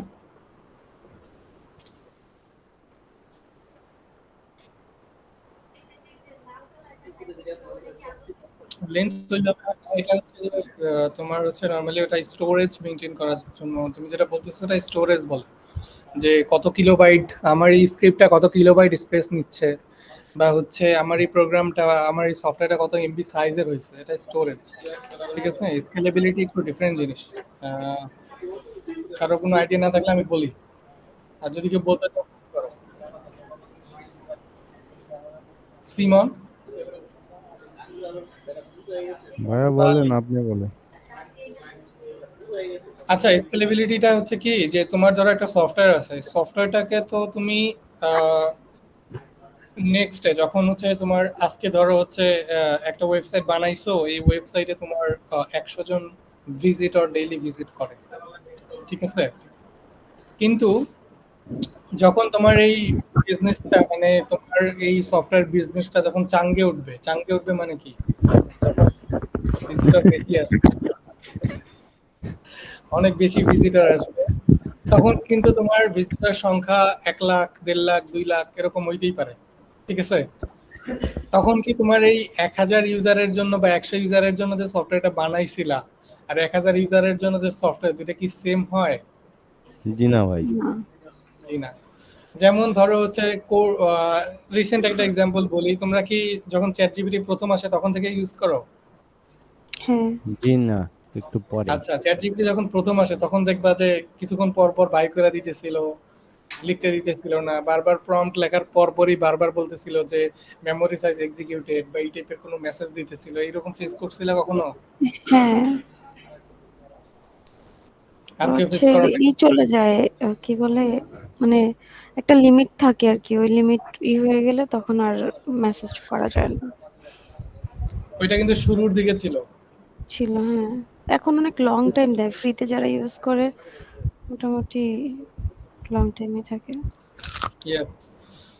আবার ধরো ফেসবুকের মতো একটা সফটওয়্যার, ধরো ফেসবুক তো অনেক বড় একটা সফটওয়্যার, ঠিক না? ফেসবুকে অ্যাট এ টাইম ধরো কয়েক কোটি মানুষ অ্যাট এ টাইম ভিজিট করে, ঠিক আছে? তারপরও কি ফেসবুক কখনো স্লো হয়ে যায়? জি না ভাই। জি না। আমরা যদি আমাদের যে ওয়ার্ডপ্রেস সাইটগুলো আছে এগুলাকে যদি বলি যে একসাথে 100 কোটি মানুষ হিট করুক, ওয়ার্ডপ্রেস সাইট কি টিকে থাকবে? থাকবে না। আচ্ছা, এইখানেই হচ্ছে স্কেলেবিলিটির বিষয়টা আসে, যে যখন আমরা একটা সফটওয়্যার তৈরি করতেছি, আমরা জানি না ইন ফিউচারে এটার গ্রোথ কোন পর্যন্ত যাবে, ঠিক আছে? এই সফটওয়্যারটাকে যেন ডে বাই ডে স্কেল করা যায়। স্কেল করা মানে জিনিসটাকে বাড়ানো যায়, এভাবে বাড়ানো যায় যেন ইউজার ক্যাপাবিলিটি বাড়ে, ঠিক আছে? জি ভাই, মানে আর এইটাকেই ক্ষমতা বলে বাড়ায়। স্কেলেবিলিটি। আমি আজকে 100 জন ইউজারের জন্য সফটওয়্যারটা তৈরি করছি, আমার 10 দিন পরে বা 1 বছর পরে এই ইউজারটা বাড়বে, 1000 হবে, 2000 হবে, 3000 হবে, 5000 হবে, 10,000 হবে। এই হুম। 10,000 user at a time hit করবে, সেই পর্যন্ত যেন আমার সফটওয়্যারটা টিকে থাকে, এবং টিকে থাকার জন্য যে কোডটা লেখা, মানে স্কেল করার জন্য যে আমার প্রসেসটা থাকে, সেটা যেন আমি শুরু থেকে মেনটেন করে যেতে পারি। এটা আমরা অবজেক্ট ওরিয়েন্টেড এর মাধ্যমে পাই।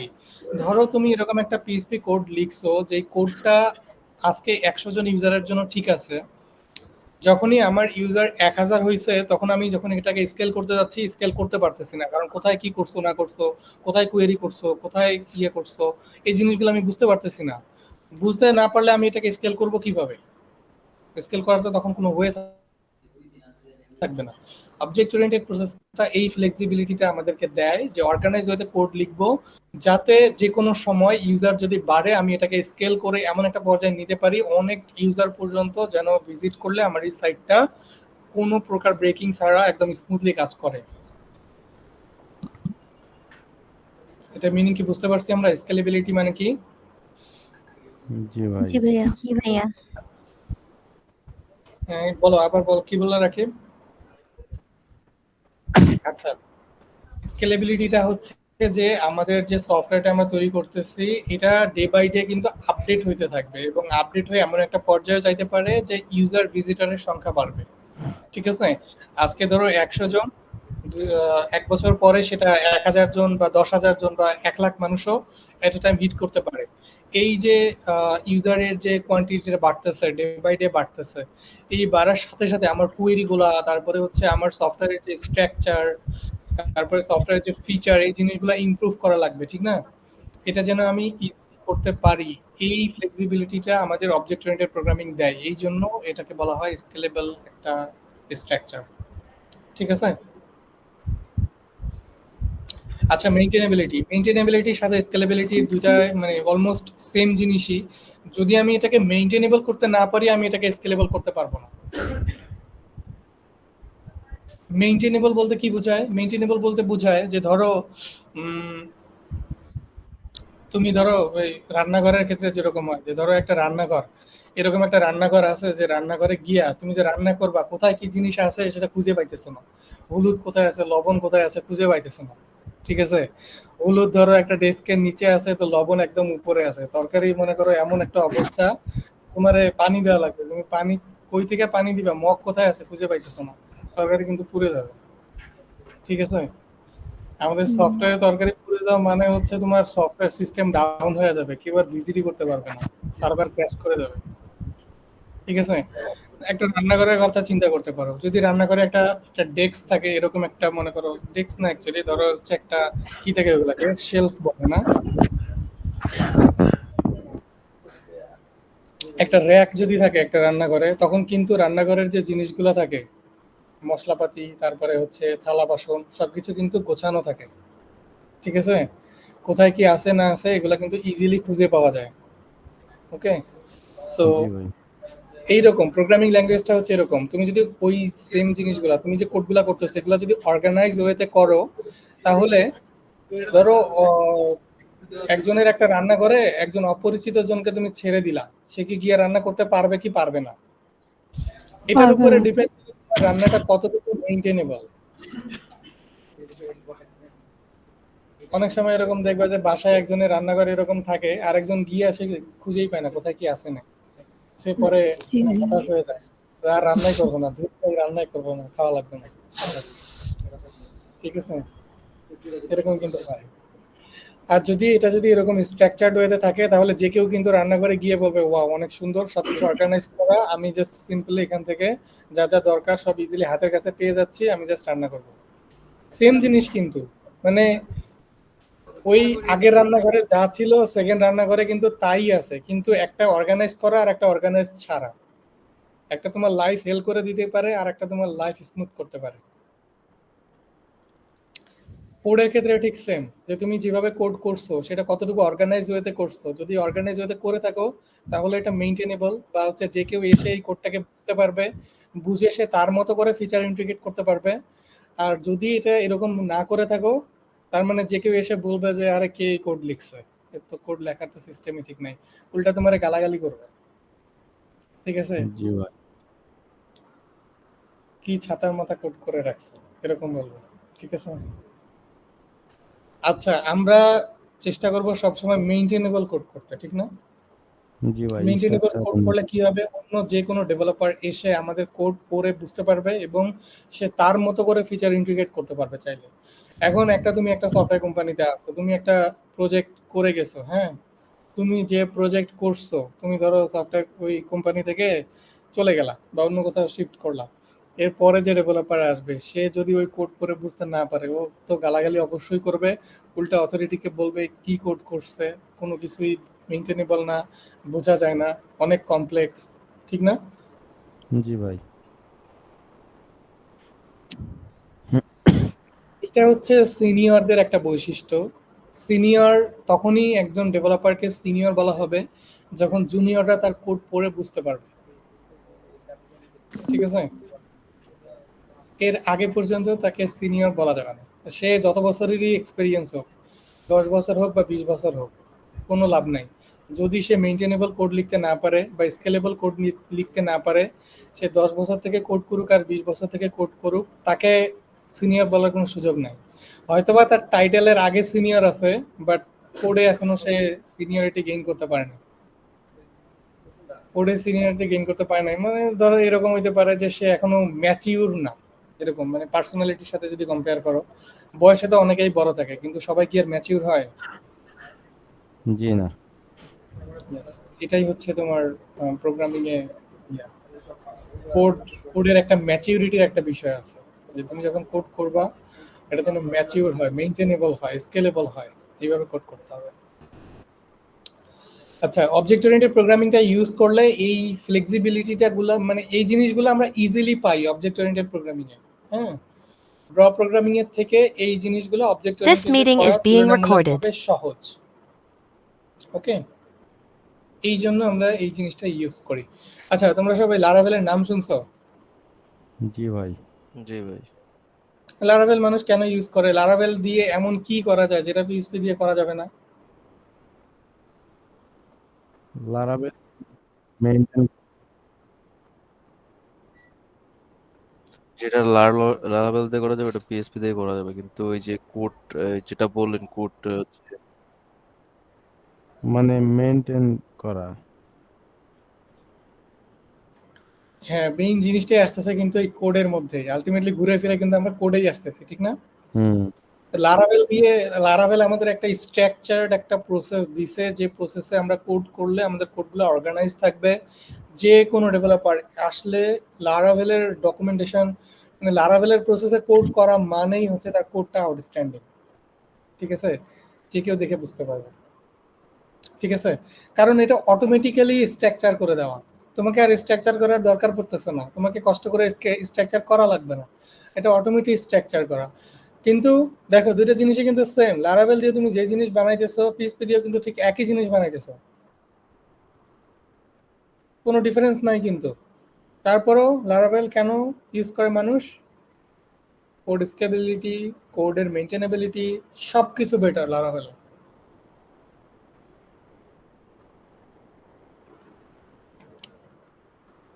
ওকে, তারপরে হচ্ছে আমরা easier to update and scale, এই যে এটা ডিটেলসই পড়তেছিলাম আর কি। Easier to update and scale your project without affecting unrelated part of the code. এটার মিনিংটা হচ্ছে এরকম যে ধরো তুমি এরকম একটা মানে প্রজেক্ট পিএইচপি প্রজেক্টে এমন কিছু কোড লিখছো, একটা ফাংশনে ধরো মডিফাই করছো, এখন ওই ফাংশনটা 100 জায়গাতে ইউজ করা হয়েছে, একটা কমন একটা ফাংশনকে তুমি হচ্ছে আপডেট করছো, কিন্তু তোমার 100 জায়গাতে ওই জিনিসটা ইফেক্ট পড়ে গেছে, ঠিক না? যেটা একটা ফাংশন, কমন একটা ফাংশন 100 জায়গায় ইউজ করছে, হয়তো বা তোমার 50 জায়গাতে ওইটা দরকার ছিল, ওই এফেক্টটা দরকার ছিল, আর 50 জায়গাতে দরকার ছিল না, তাইলে কিন্তু তোমার কিন্তু কোডটা মানে এখানে কিন্তু তুমি একটা জিনিস রং করে ফেললো, এটার কারণে কিন্তু কনফ্লিক্ট হইতে পারে। যে জায়গাতে ইউজ করার প্রয়োজন ছিল না সে জায়গাতে ইউজ করার কারণে কোনো এরর আসতে পারে বা কোনো প্রবলেম হইতে পারে সফটওয়্যারে, ঠিক আছে? সো এই জিনিসগুলা আমরা অবজেক্ট ওরিয়েন্টেড প্রোগ্রামিং দিয়ে সলভ করতে পারি, ঠিক আছে? আমরা এই জিনিসগুলা যেগুলাতে আমাদের ইফেক্ট করা প্রয়োজন সেই জিনিসগুলাতেই শুধু ইফেক্ট করবে, আদার্স অন্য কোথাও ইফেক্ট করবে না, সেই জিনিসগুলো আমরা অবজেক্ট ওরিয়েন্টেড মাধ্যমে ইনশিয়েট করতে পারি। ইমপ্রুভড কোলাবোরেশন, কোলাবোরেশনটা অনেক বেশি ইম্পর্টেন্ট। মেইনটেনেবল মানেই কোলাবোরেটিং সিস্টেমটা সাথে সাথে চলে আসে। কোলাবোরেশন জিনিসটা কি এটা তো আমরা জানি অলরেডি, তাই না? কি কোলাবোরেশন কি বলো তো?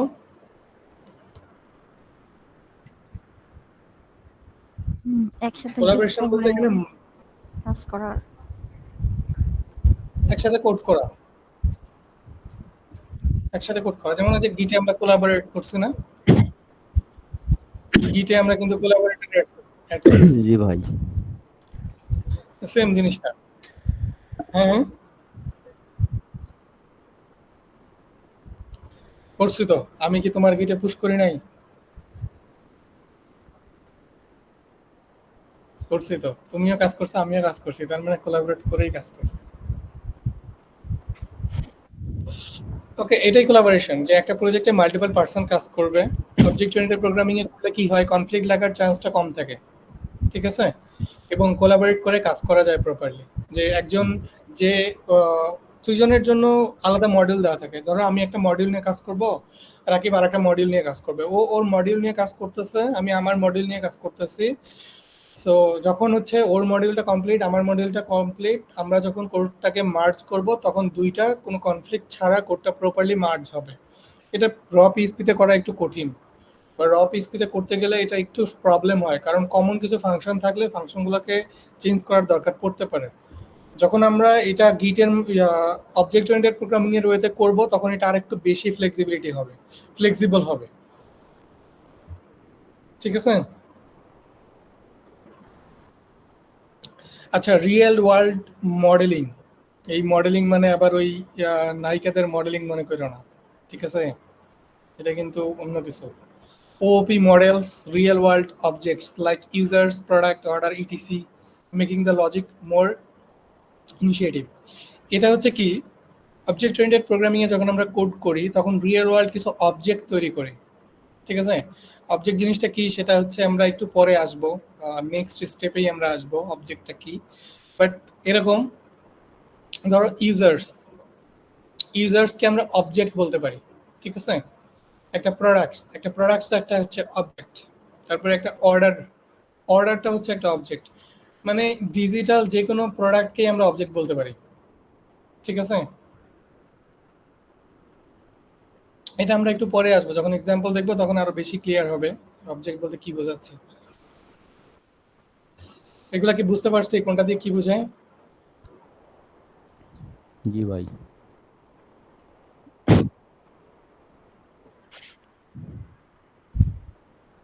ইয়েস। কি ওপি কনসেপ্ট ইন পিএইচপি, আমরা জাস্ট এগুলা নেমগুলা জানার জন্য এই জিনিসটা আমি এখানে রাখছি, যাতে তোমরা এই নেমগুলোর সাথে আগে থেকে একটু পরিচিত হইতে পারো, পরে আমরা এগুলাকে ডিটেলস আলোচনা করব, ঠিক আছে।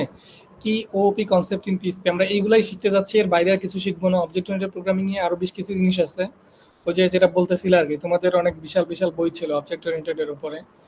আমরা তো অত কিছু ডিটেলসে পড়তে যাব না, বাট আমরা বেসিক জিনিসগুলো নিয়ে আমরা এখান থেকে শিফট করব, যাতে আমরা দ্রুত একটু প্রোগ্রামিং মানে আমাদের ইয়েতে যাইতে পারি, আমাদের প্লাগইনে মুভ করতে পারি, এবং প্লাগইন থেকে এগুলা জিনিস আরো কিছু জিনিস শেখার স্কোপ আছে, ওইগুলা শিখবো। ওকে ভাই। আচ্ছা, এখানে দেখো প্রথমেই আছে হচ্ছে ক্লাস তো আমরা এর আগে দেখে আসছি, ঠিক না? ক্লাস শব্দটার সাথে অলরেডি পরিচিত হয়েছে। জি। তারপর হচ্ছে অবজেক্ট, তারপর হচ্ছে প্রপার্টিজ, তারপর হচ্ছে মেথড, তারপরে constructor, inheritance, encapsulation, polymorphism, access modifier. Access মডিফায়ারের মধ্যে পাবলিক, প্রাইভেট এবং প্রটেক্টেড। কেউ একজন পড়ো তো এগুলা কি কি আছে, এগুলোর সাথে আগে থেকেই পরিচিত। বলো।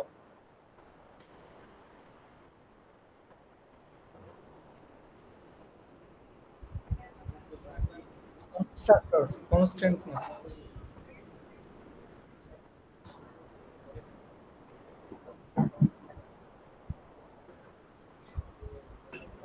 অ্যাক্সেস মডিফায়ার,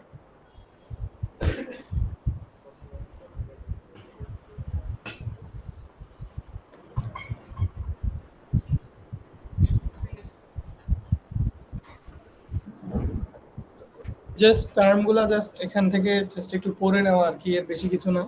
আমরা এগুলা ইন ডিটেইলসে দেখব।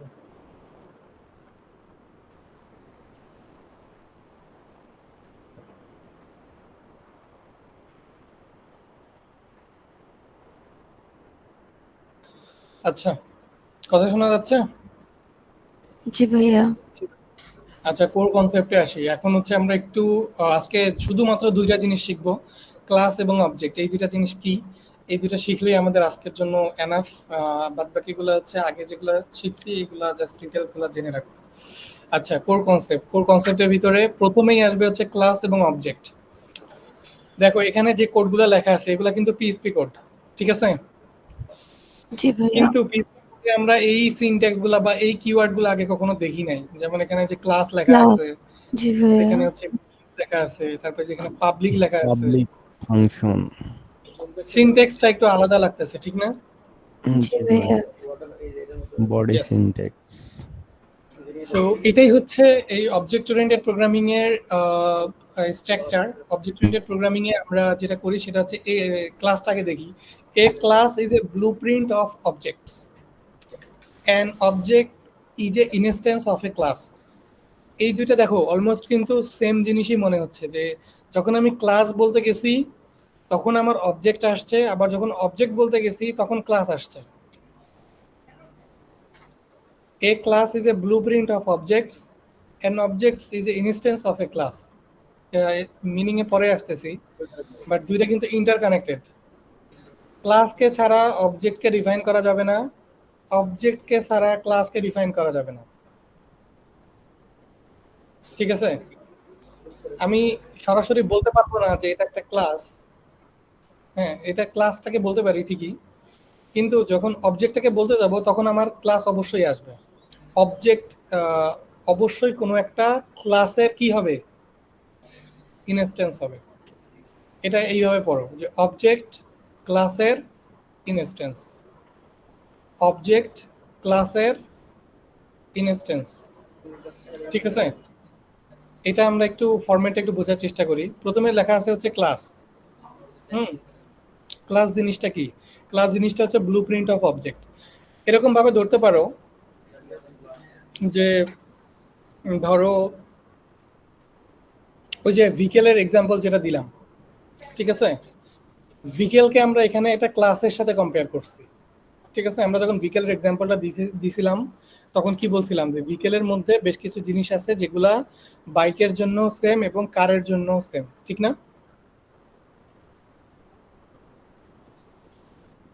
জি ভাই। সো যেহেতু ভিকেলের কিছু জিনিস বাইকের জন্য সেম এবং কারের জন্য সেম, এই সবগুলা ভিকেল, বাইক এবং কার সবগুলাকে আমরা আলাদা আলাদা এক একটা করে ক্লাসে কনভার্ট করব। ক্লাসে কনভার্ট করা মানে কি, এগুলার এক একটা নেম দিব এবং নেমের আগে জাস্ট ক্লাস কিওয়ার্ডটা বসাই দিব, দ্যাটস ইট। ঠিক আছে, এবং এখানে সিনট্যাক্সটা একটু আলাদা। সিনট্যাক্সটা হচ্ছে তোমাদের এই এখানে কার্লি ব্রেসেস দিয়ে র‍্যাপ করে দিতে হবে, সেকেন্ড ব্র্যাকেট দিয়ে দিতে হবে। প্রথমে ক্লাস একটা ডিক্লেয়ার করতে হবে, ক্লাসের একটা কিওয়ার্ড দিতে হবে, ক্লাসের একটা নাম দিতে হবে, তার ভিতরে সেকেন্ড ব্র্যাকেট দিয়ে এটাকে র‍্যাপ করে দিতে হবে। এটাই হয়ে গেল একটা ক্লাস। ঠিক আছে, এবং এই ক্লাস থেকে আমরা কি, এটা একটা অবজেক্টের ব্লুপ্রিন্ট। ব্লুপ্রিন্ট মানে কি বোঝায়?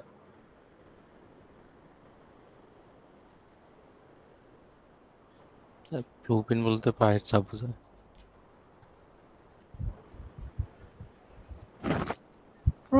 প্রধান একটা অংশ। এটা হচ্ছে ওই যে ছাপ টাইপের বা সাজ টাইপের কিছু একটা বোঝায়। মানে এটা ব্লুপ্রিন্টটা হচ্ছে যে একটা কপি, কার্বন কপি, এই টাইপের কিছু একটা বোঝায়। যে ধরো হচ্ছে কার্বন কপি বা এই টাইপের কিছু একটা বোঝায়। ব্লুপ্রিন্ট দিয়ে এইখানে যেটা বুঝাইছে যে আমি যখন হচ্ছে একটা ক্লাস তৈরি করব, এই ক্লাসটা হচ্ছে আলটিমেটলি এখানে অবজেক্ট ছাড়া কিন্তু ক্লাস নিজে নিজে কোনো কাজ করতে পারবে না। ঠিক আছে, একটা ক্লাসকে ওয়ার্কেবল করাইতে গেলে আমার অবজেক্ট তৈরি করতেই হবে। অবজেক্ট তৈরি করা ছাড়া আমি ক্লাসকে কাজ করাইতে পারবো না। আর অবজেক্ট তৈরি করার প্রসেস হচ্ছে এই যে এইটা, নিচে যে লাইনটা আছে এইটা। আমরা একটু কোডের মধ্যে যাই, তাহলে আমরা আর একটু ইয়ে করতে পারবো।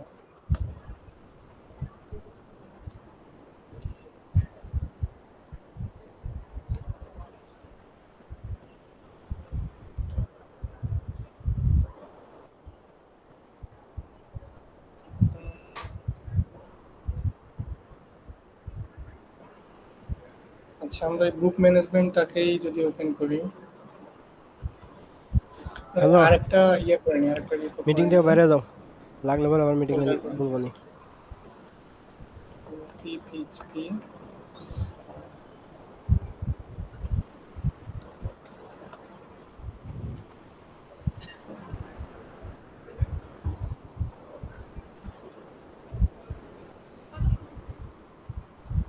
আমি কিন্তু এখন কার্সার ইউজ করা শুরু করে দিছি। ঠিক আছে, লেখাগুলো ছোট ছোট লাগতেছে। প্লাস তো বেশি সাজেশন দিয়ে ফেলে আবার, কার্সার অনেক সাজেশন দেয়। ভাই এক্সটেনশন বেশি তাই। এক্সটেনশন নাই, অটো সাজেশন দিতে থাকে। এর ডিফল্ট ভাবে এআই ইন্টিগ্রেশন করা আছে। আমাদের এক্সটেনশন শুধুমাত্র একটা এক্সটেনশন ইনস্টল করা মনে হয়। ভাই আমাদেরও কইরা দিন। না না না, এখন তোমাদের এগুলো ইউজ করা যাবে না।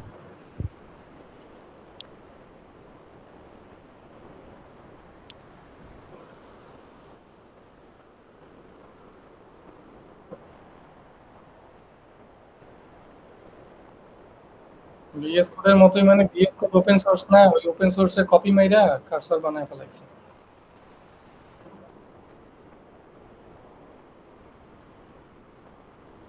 বহুত কষ্টে ভিএস কোড ওপেন করছি, এখন কোড ডট দিলেও কার্সরে ওপেন হয়, ভিএস কোডের পাওয়ারকে কমায় দিছে সব। আচ্ছা, এখানে একটা সিনট্যাক্স নিয়ে নিলাম এবং এখানে ইকো করে দিলাম হচ্ছে হ্যালো ওয়ার্ল্ড। আর কিছু করতেছি না, আমি জাস্ট হচ্ছে ফাইলটাকে এখন ভিউ করব। সো ভিউ করার জন্য php.test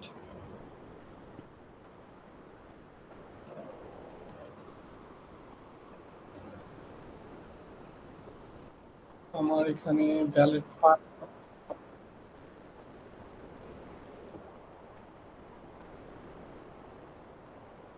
আচ্ছা এখানে index.php নাই, সো আমাকে এখানে car.php দিয়ে অ্যাক্সেস করতে হবে। ফাইন, ওকে, দেখো এখানে হ্যালো ওয়ার্ল্ড চলে আসছে, ঠিক না? আচ্ছা, আমরা যেটা করতেছিলাম সেটা হচ্ছে আমরা একটা ক্লাস তৈরি করতেছিলাম। ক্লাস তৈরি করার প্রসেসটা হচ্ছে জাস্ট আমি ক্লাস একটা কিওয়ার্ড দিব, তারপরে একটা ক্লাসের নাম দিব, নাম দিলাম হচ্ছে ধরো কার, এবং তারপরে এভাবে র্যাপ করে দিব ক্লাসটাকে। আমার একটা ক্লাস রেডি, ঠিক আছে? ক্লাসটাকে কি বলতেছি, ব্লুপ্রিন্ট অফ অ্যান অবজেক্ট। এই ক্লাসটা দেখো এখন কিছু আসে এখানে, দেখো তো কিছু আসে কিনা, এখন কোনো কিছুই নাই, ঠিক আছে? আমার কোনো সিনট্যাক্স এররও নাই। তার মানে ক্লাস আসলে, ক্লাস তো তৈরি করছি কিন্তু ক্লাসের কোনো কাজ এখন আমি করি নাই, ঠিক না? জি ভাই।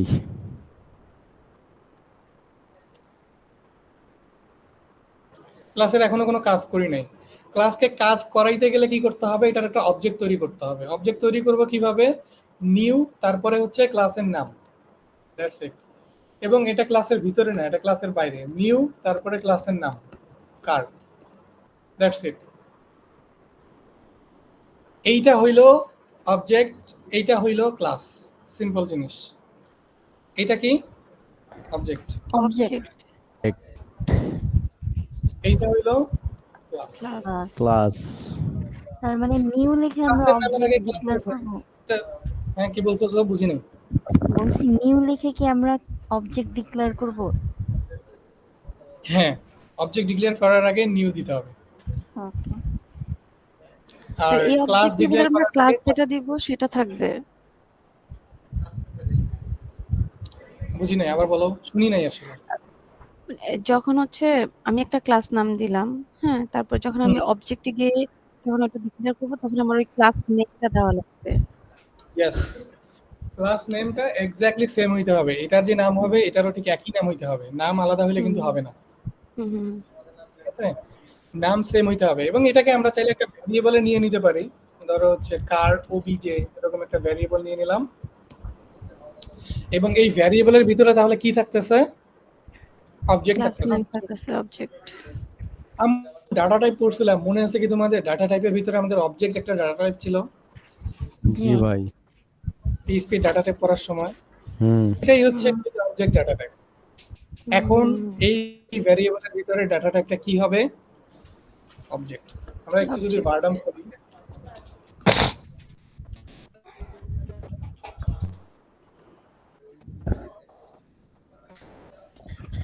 দেখো কি আসছে, অবজেক্ট কার। অবজেক্টের নাম কি, কার। কার। এটা হচ্ছে কার একটা অবজেক্ট, ঠিক আছে? তার মানে আমরা এই অবজেক্ট, যে এটা যে একটা অবজেক্ট সেটা আমরা আইডেন্টিফাই করে ফেলতেছি, ঠিক না, ভার্ডাম দিয়ে। জি ভাইয়া। ইয়েস। আর ক্লাসের জন্য জিনিসটা সহজ, ক্লাস কিওয়ার্ড থাকলেই বুঝে নিব এটা একটা ক্লাস। আচ্ছা ভাইয়া, আমরা তো অবজেক্ট ওরিয়েন্টেড কনসোল দিয়ে আমরা ওর আউটপুট দেখি, তাহলে এখানে ইকো ইউজ করতেছেন? বুঝি নাই, আবার বলো। আমি কনসোল দিয়ে মানে কনসোল ডট অবজেক্ট দিয়ে আমরা বের করি না, মানে অবজেক্ট ওরিয়েন্টেড এর আউটপুট? না না না, পিএইচপি টা আলাদা, তুমি হয়তো বা জাভাস্ক্রিপ্টের কথা বলতেছো। জাভাস্ক্রিপ্টে কনসোল দিয়ে প্রিন্ট করা সবকিছু, পিএইচপি তে একটু আলাদা। পিএইচপি তে ডিফারেন্ট না সিনট্যাক্স। না, অবজেক্ট ওরিয়েন্টেড।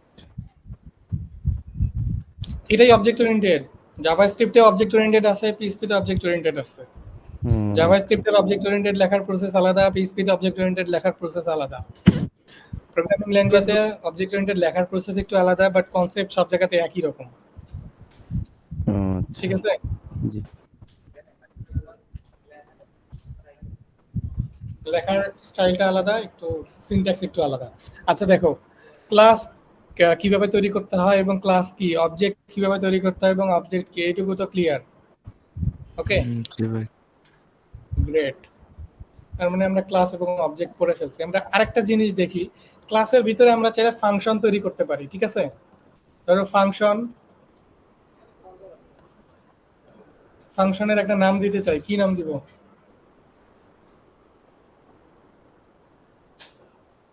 বলো।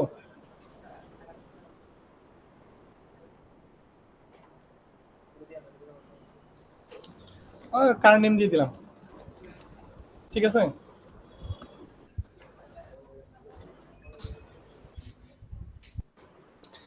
ফাংশনের নাম দিয়ে দিলাম কি, কার নেম।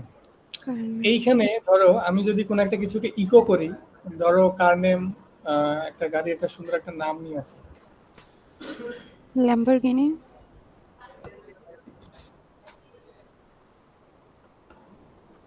Lamborghini, Tesla. আচ্ছা, টেসলাই নেই, টেসলা ইলেকট্রিক কার, তাই না? হুম। এইগুলো নাকি ব্যান করতেছে ভাই এগুলা মজা নাই, ইলেকট্রিক কারের কোনো মজা নাই। শুনতে বাবা। এটা টাকা হলে তো একটা কথা ছিল, $84,000। অলমোস্ট 85, 990 না? টেসলা মডেল এক্স, এটা ভালো লাগছে। ঠিক আছে, ভাই বাবা। আমাদের টয়টাই ভালো। বাদরের মতো লাগতেছে ভাই। এটা ভালো হচ্ছে। এটা না, যুদ্ধে গেছে। এটা নামই তো বোঝা যায় না। সাইবার ত্রিভুজের মতো ট্রাক হয়ে গেছে। ফাইবার কার। হ্যাঁ, আচ্ছা, পিছনে বসলে কি মাথায় লাগবে না এটা? জি না ভাই। ঘাট থেকে মাথা কেটে নিয়ে বস। মিলিটারি ট্যাঙ্কের মতো লাগতেছে এটা এটা সেই লাগছে মডেল। এটা কালারটা সুন্দর, সিলভার কালার।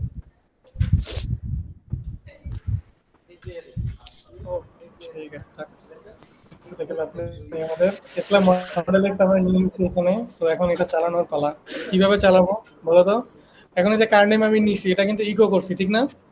হুম। দেখো, আমি যদি এখানে একটা কাজ করি, যদি আমি এখানে আউটপুট দেখি, এখানে কোনো আউটপুট নাই, আমি var নামটা উঠায় দিচ্ছি, তারপরে আউটপুট দেখতে চাচ্ছি, কোনো আউটপুট নাই। কেন কোনো আউটপুট নাই? কারণ এখানে একটা ফাংশন আমি বানাই, ফাংশনটাকে এখনো কল করি নাই।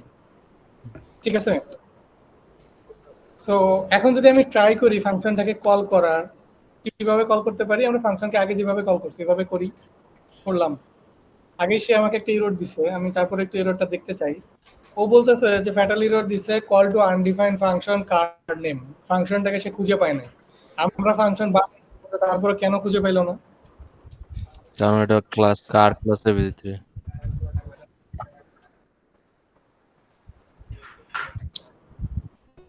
ফাংশনটা একটা ক্লাসের ভিতরে আছে। তো ক্লাসের ভিতরে থাকার কারণে আমরা এই ফাংশনটার অ্যাক্সেস বাইরে পাই নাই। কোথায় পাই নাই? এই ক্লাসের বাইরে পাই নাই, ঠিক না? ফাংশনটাকে তাহলে আমরা অ্যাক্সেস করতে পারি কিভাবে? ফাংশনটাকে এখন কল করব কিভাবে?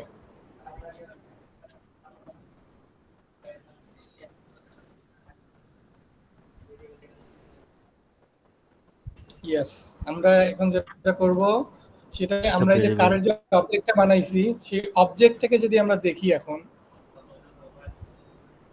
আর নাম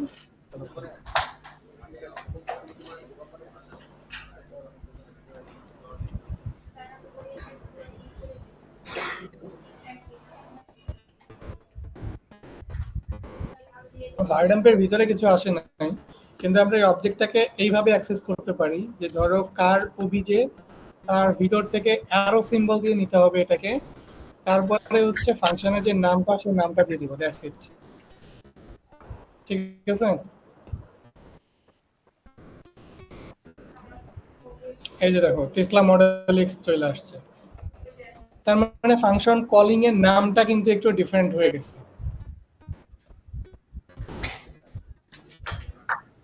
ফাংশন কল করার প্রসেস আগে ছিল কি রকম, আগে ডিরেক্টলি হচ্ছে আমাদের কার নেম এইভাবে দিলেই হইতো।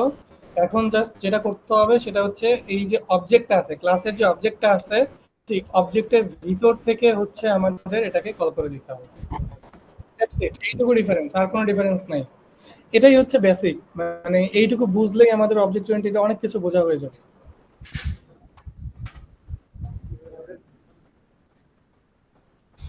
হুম, বুঝতে পারছে কি সবাই? জি ভাই। জি ভাইয়া। আচ্ছা, ভাই এটা এখন আরেকটা ধরো যদি ওয়েতে আমি করা যাবে না? বলো।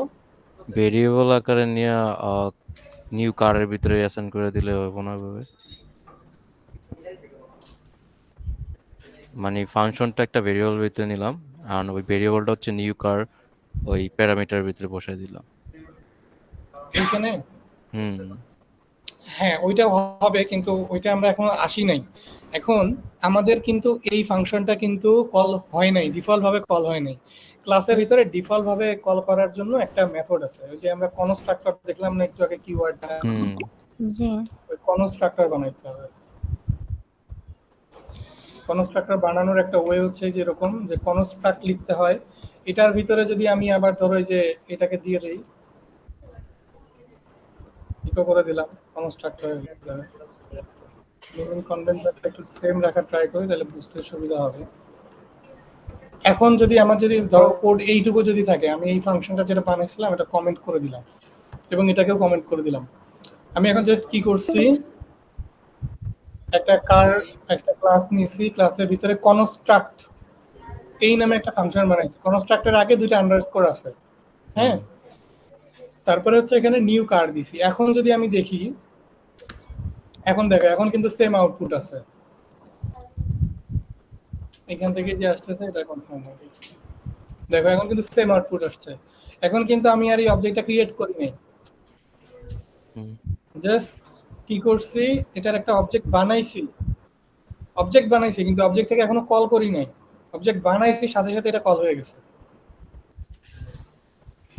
এইটা হচ্ছে তোমার একটা ক্লাসের একটা ডিফল্ট বিহেভিয়ার, যে ক্লাসের ভিতরে ডিফল্ট ভাবে যখন একটা ক্লাসের একটা অবজেক্ট আমরা তৈরি করব, ডিফল্ট ভাবেই কনস্ট্রাক্টরটা আগে রান করবে, ঠিক আছে? অন্য যে কোনো কিছু রান আগে কি রান করবে? কনস্ট্রাক্টর। এটা আমরা কনস্ট্রাক্টরে গেলে আরেকটু দেখতে পারবো। শাকিল যেহেতু কোশ্চেন করলো এই জন্য আর কি এটার অ্যান্সার দিলাম এখানে। তো আমরা বুঝতে পারছো শাকিল? জি ভাই, এটা করছে আগে কনস্ট্রাক্টর। ইয়েস। আচ্ছা, তাহলে আমাদের প্রসেসটা হচ্ছে এরকম যে আমরা একটা ফাংশন বানাইছি, এটার অবজেক্ট তৈরি করে ফাংশনটাকে অ্যাক্সেস করছি। জাস্ট দ্যাটস আমাদের আপাতত এইটুকু জানলেই চলবে। এগুলা মডেল এক্স, এটা দেওয়াটা অনেক ইম্পর্ট্যান্ট। ওকে, মোটিভেশন পাইছি, ফাইন। এইটুকু কি আমরা বুঝতে পারছি? আমি আসলে যখন এগুলো শিখতেছিলাম আমি বারবার বুঝতাম না আসলে, মানে ইকোই তো করবো, ইকো কেন আমি ডিরেক্টলি এখানে ইকো করতে পারি, আমি ঘুরে বেচা ইকো করবো, ইকো তো আমি এখান থেকে করলেও করতে পারি, ঠিক আছে? আমি যখন প্রথম এগুলো শিখতে যাই তখন আমি চিন্তা করতাম এত ঘুরে পেঁচায় কোড জেনারেট লেখার কি আছে, পরে আসলে বুঝলাম যে না আসলে এটা ইম্পর্টেন্ট, কারণ কোড স্ট্রাকচার করতে গেলে এইভাবেই করতে হবে।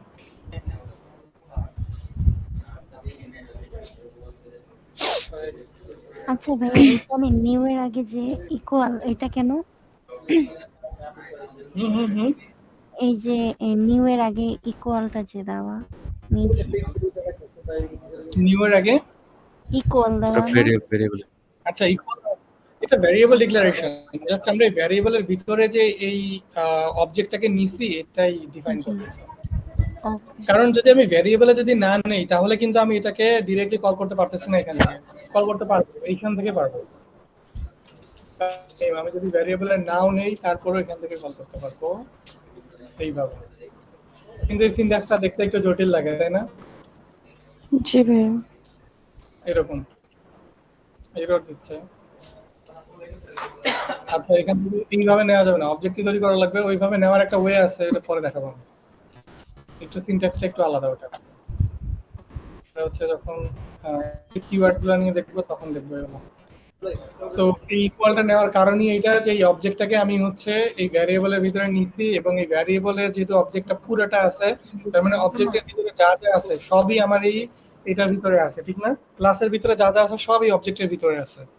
তারপরে হচ্ছে আমি জাস্ট এখান থেকে কল করবো। ধরো আমি আরেকটা বানাইলাম ফাংশন, তারপরে হচ্ছে কার মডেল, না কারের আরেকটা কি দিতে পারি, কালার কালার। কালার দিলাম হচ্ছে ধরো গ্রিন, চির সবুজ তো আজকে আমাদের নাই। চির সবুজ একটা লাল হচ্ছে।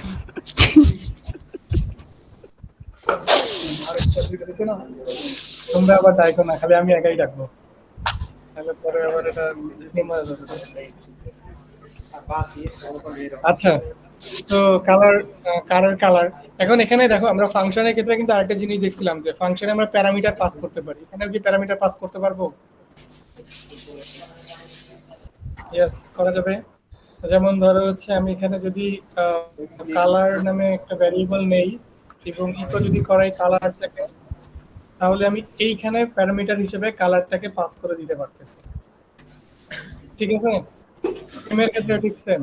এখানে যদি আমি নেমটাকে রাখি এবং ইকো করে দিই যদি নেমটাকে, এবং এইখানে যদি আমি প্যারামিটারটাকে পাস করি, তাহলে কিন্তু আমি এই দুইটারই আউটপুট সেম পাবো, সেম আউটপুট।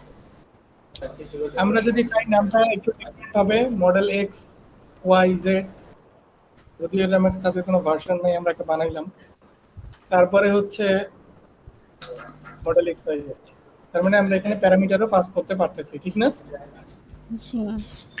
স্যারের ফ্রেন্ড। আজকে এতটুকু চলে যাবে।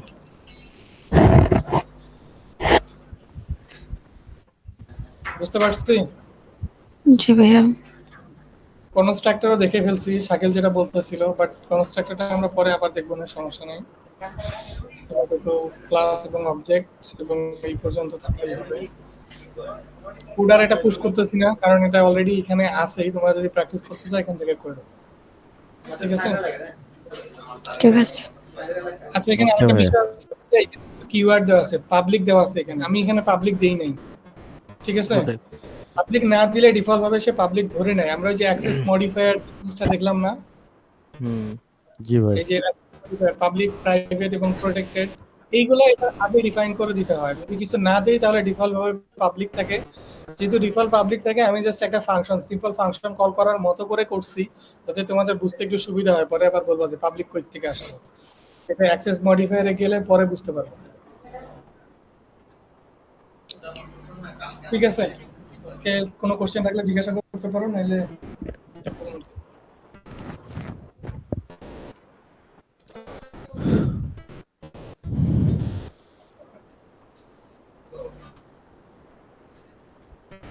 তাহলে ভাই আমাদের অ্যাসাইনমেন্ট কি থাকবে? কনসেপ্ট গুলো ক্লিয়ার করা, অবজেক্ট ওরিয়েন্টেড প্রোগ্রামিং কেন ইউজ করব, ক্লাস এবং অবজেক্ট কি, এবং এগুলো প্র্যাকটিস করবা। আর মোস্ট ইম্পর্ট্যান্ট, এটা তোমাদের একটা সুযোগ বলতে গেলে, যে আগের ক্লাসগুলোকে রিভাইজ করে নেওয়া। ঠিক আছে। স্টিল যদি আগের কোথাও কোনো প্রবলেম থাকে, তোমরা স্টিল জিজ্ঞাসা করতে পারো, কোনো প্রবলেম নেই। জি ভাইয়া।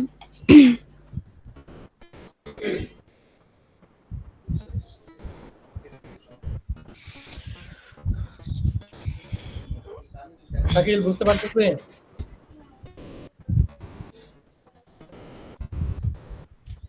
শাকিল, হ্যাঁ জি ভাই, আমি এগুলো অবজেক্ট ওরিয়েন্টেড এগুলো আগে করছি। করছো না? গ্রেট, ইনহেরিটেন্স ক্যাপসুল এগুলো সব করা হয়েছে। গ্রেট। এখানে হচ্ছে সবগুলো আমার সমস্যা হচ্ছে জাম্পে বলো। আমার হচ্ছে অ্যাপাচি এটা স্টার্ট হইতেছে না। লারাগন ইউজ করো তো, তোমার কি মানে জ্যাম্প,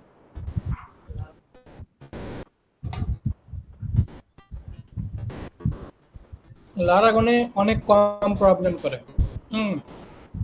জ্যাম্পের এই হিউজ প্রবলেম করে, মাইস্কেল একবার অন হয় না, তো অ্যাপাচি অন হয় না। আবার হয় কি, Apache আমরা যদি ডাব্লিউপি লোকালটা যে অ্যাপ যেটা আছে সফটওয়্যার ওটা যদি আমরা ইউজ করি না সেক্ষেত্রে জ্যাম হচ্ছে কাজ করে না। অনেক সময় প্রজেক্টের জন্য এটা ক্লায়েন্টের কাজের নরমালি জন্য আমাদের প্রবলেম নিতে হয় হচ্ছে তখন পোর্ট হয় না। যদি ব্লক থাকে, অ্যাপাচি যে পোর্ট ইউজ করতেছে সেম পোর্ট যদি অন্য কেউ ইউজ করে থাকে আগে, তাহলে এটা রান করে না। যেমন স্কাইপ খুবই কমন একটা ইস্যু, অ্যাপাচি এবং স্কাইপ সেম পোর্টে রান করে। সো স্কাইপ এবং অ্যাপাচি যদি একই পিসি যদি ইনস্টল করার প্রবলেম হয়। শাকিল, তুমি হচ্ছে লারাগন জি ইউজ ভাই। করা ট্রাই করো, লারাগন ইউজ করা ট্রাই করে দেখো। আচ্ছা ভাই, আমি ট্রাই লারাগনের করবো নি। আমি নারাবেন আমি আগে ইউজ করি না, যদিও আমি ট্রাই করবো। খুবই মজার একটা জিনিস লারাগন। এখানে জ্যাম থেকে মাইগ্রেট করার প্রসেস আছে, সো মাইগ্রেটও করে নিতে পারো চাইলে।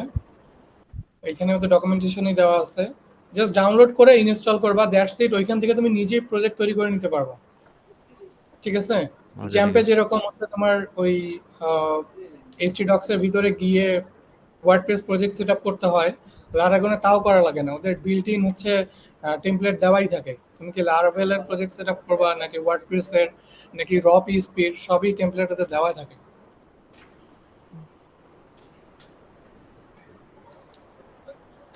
ঠিক আছে? হুম। আর আলটিমেটলি যদি তোমরা এরকম কনফিগার করতে নাই পারো, অনলাইনে ওই যে কম্পাইলার আছে অনেক, যেখান থেকে পিএইচপি প্র্যাকটিস করে ফেলা যাবে, ঠিক আছে?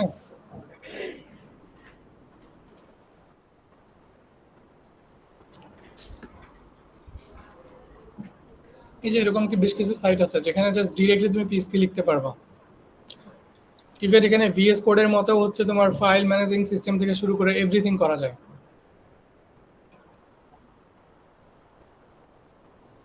আজকে এই পর্যন্তই শেষ তাইলে। আল্লাহ হাফেজ সবাইকে।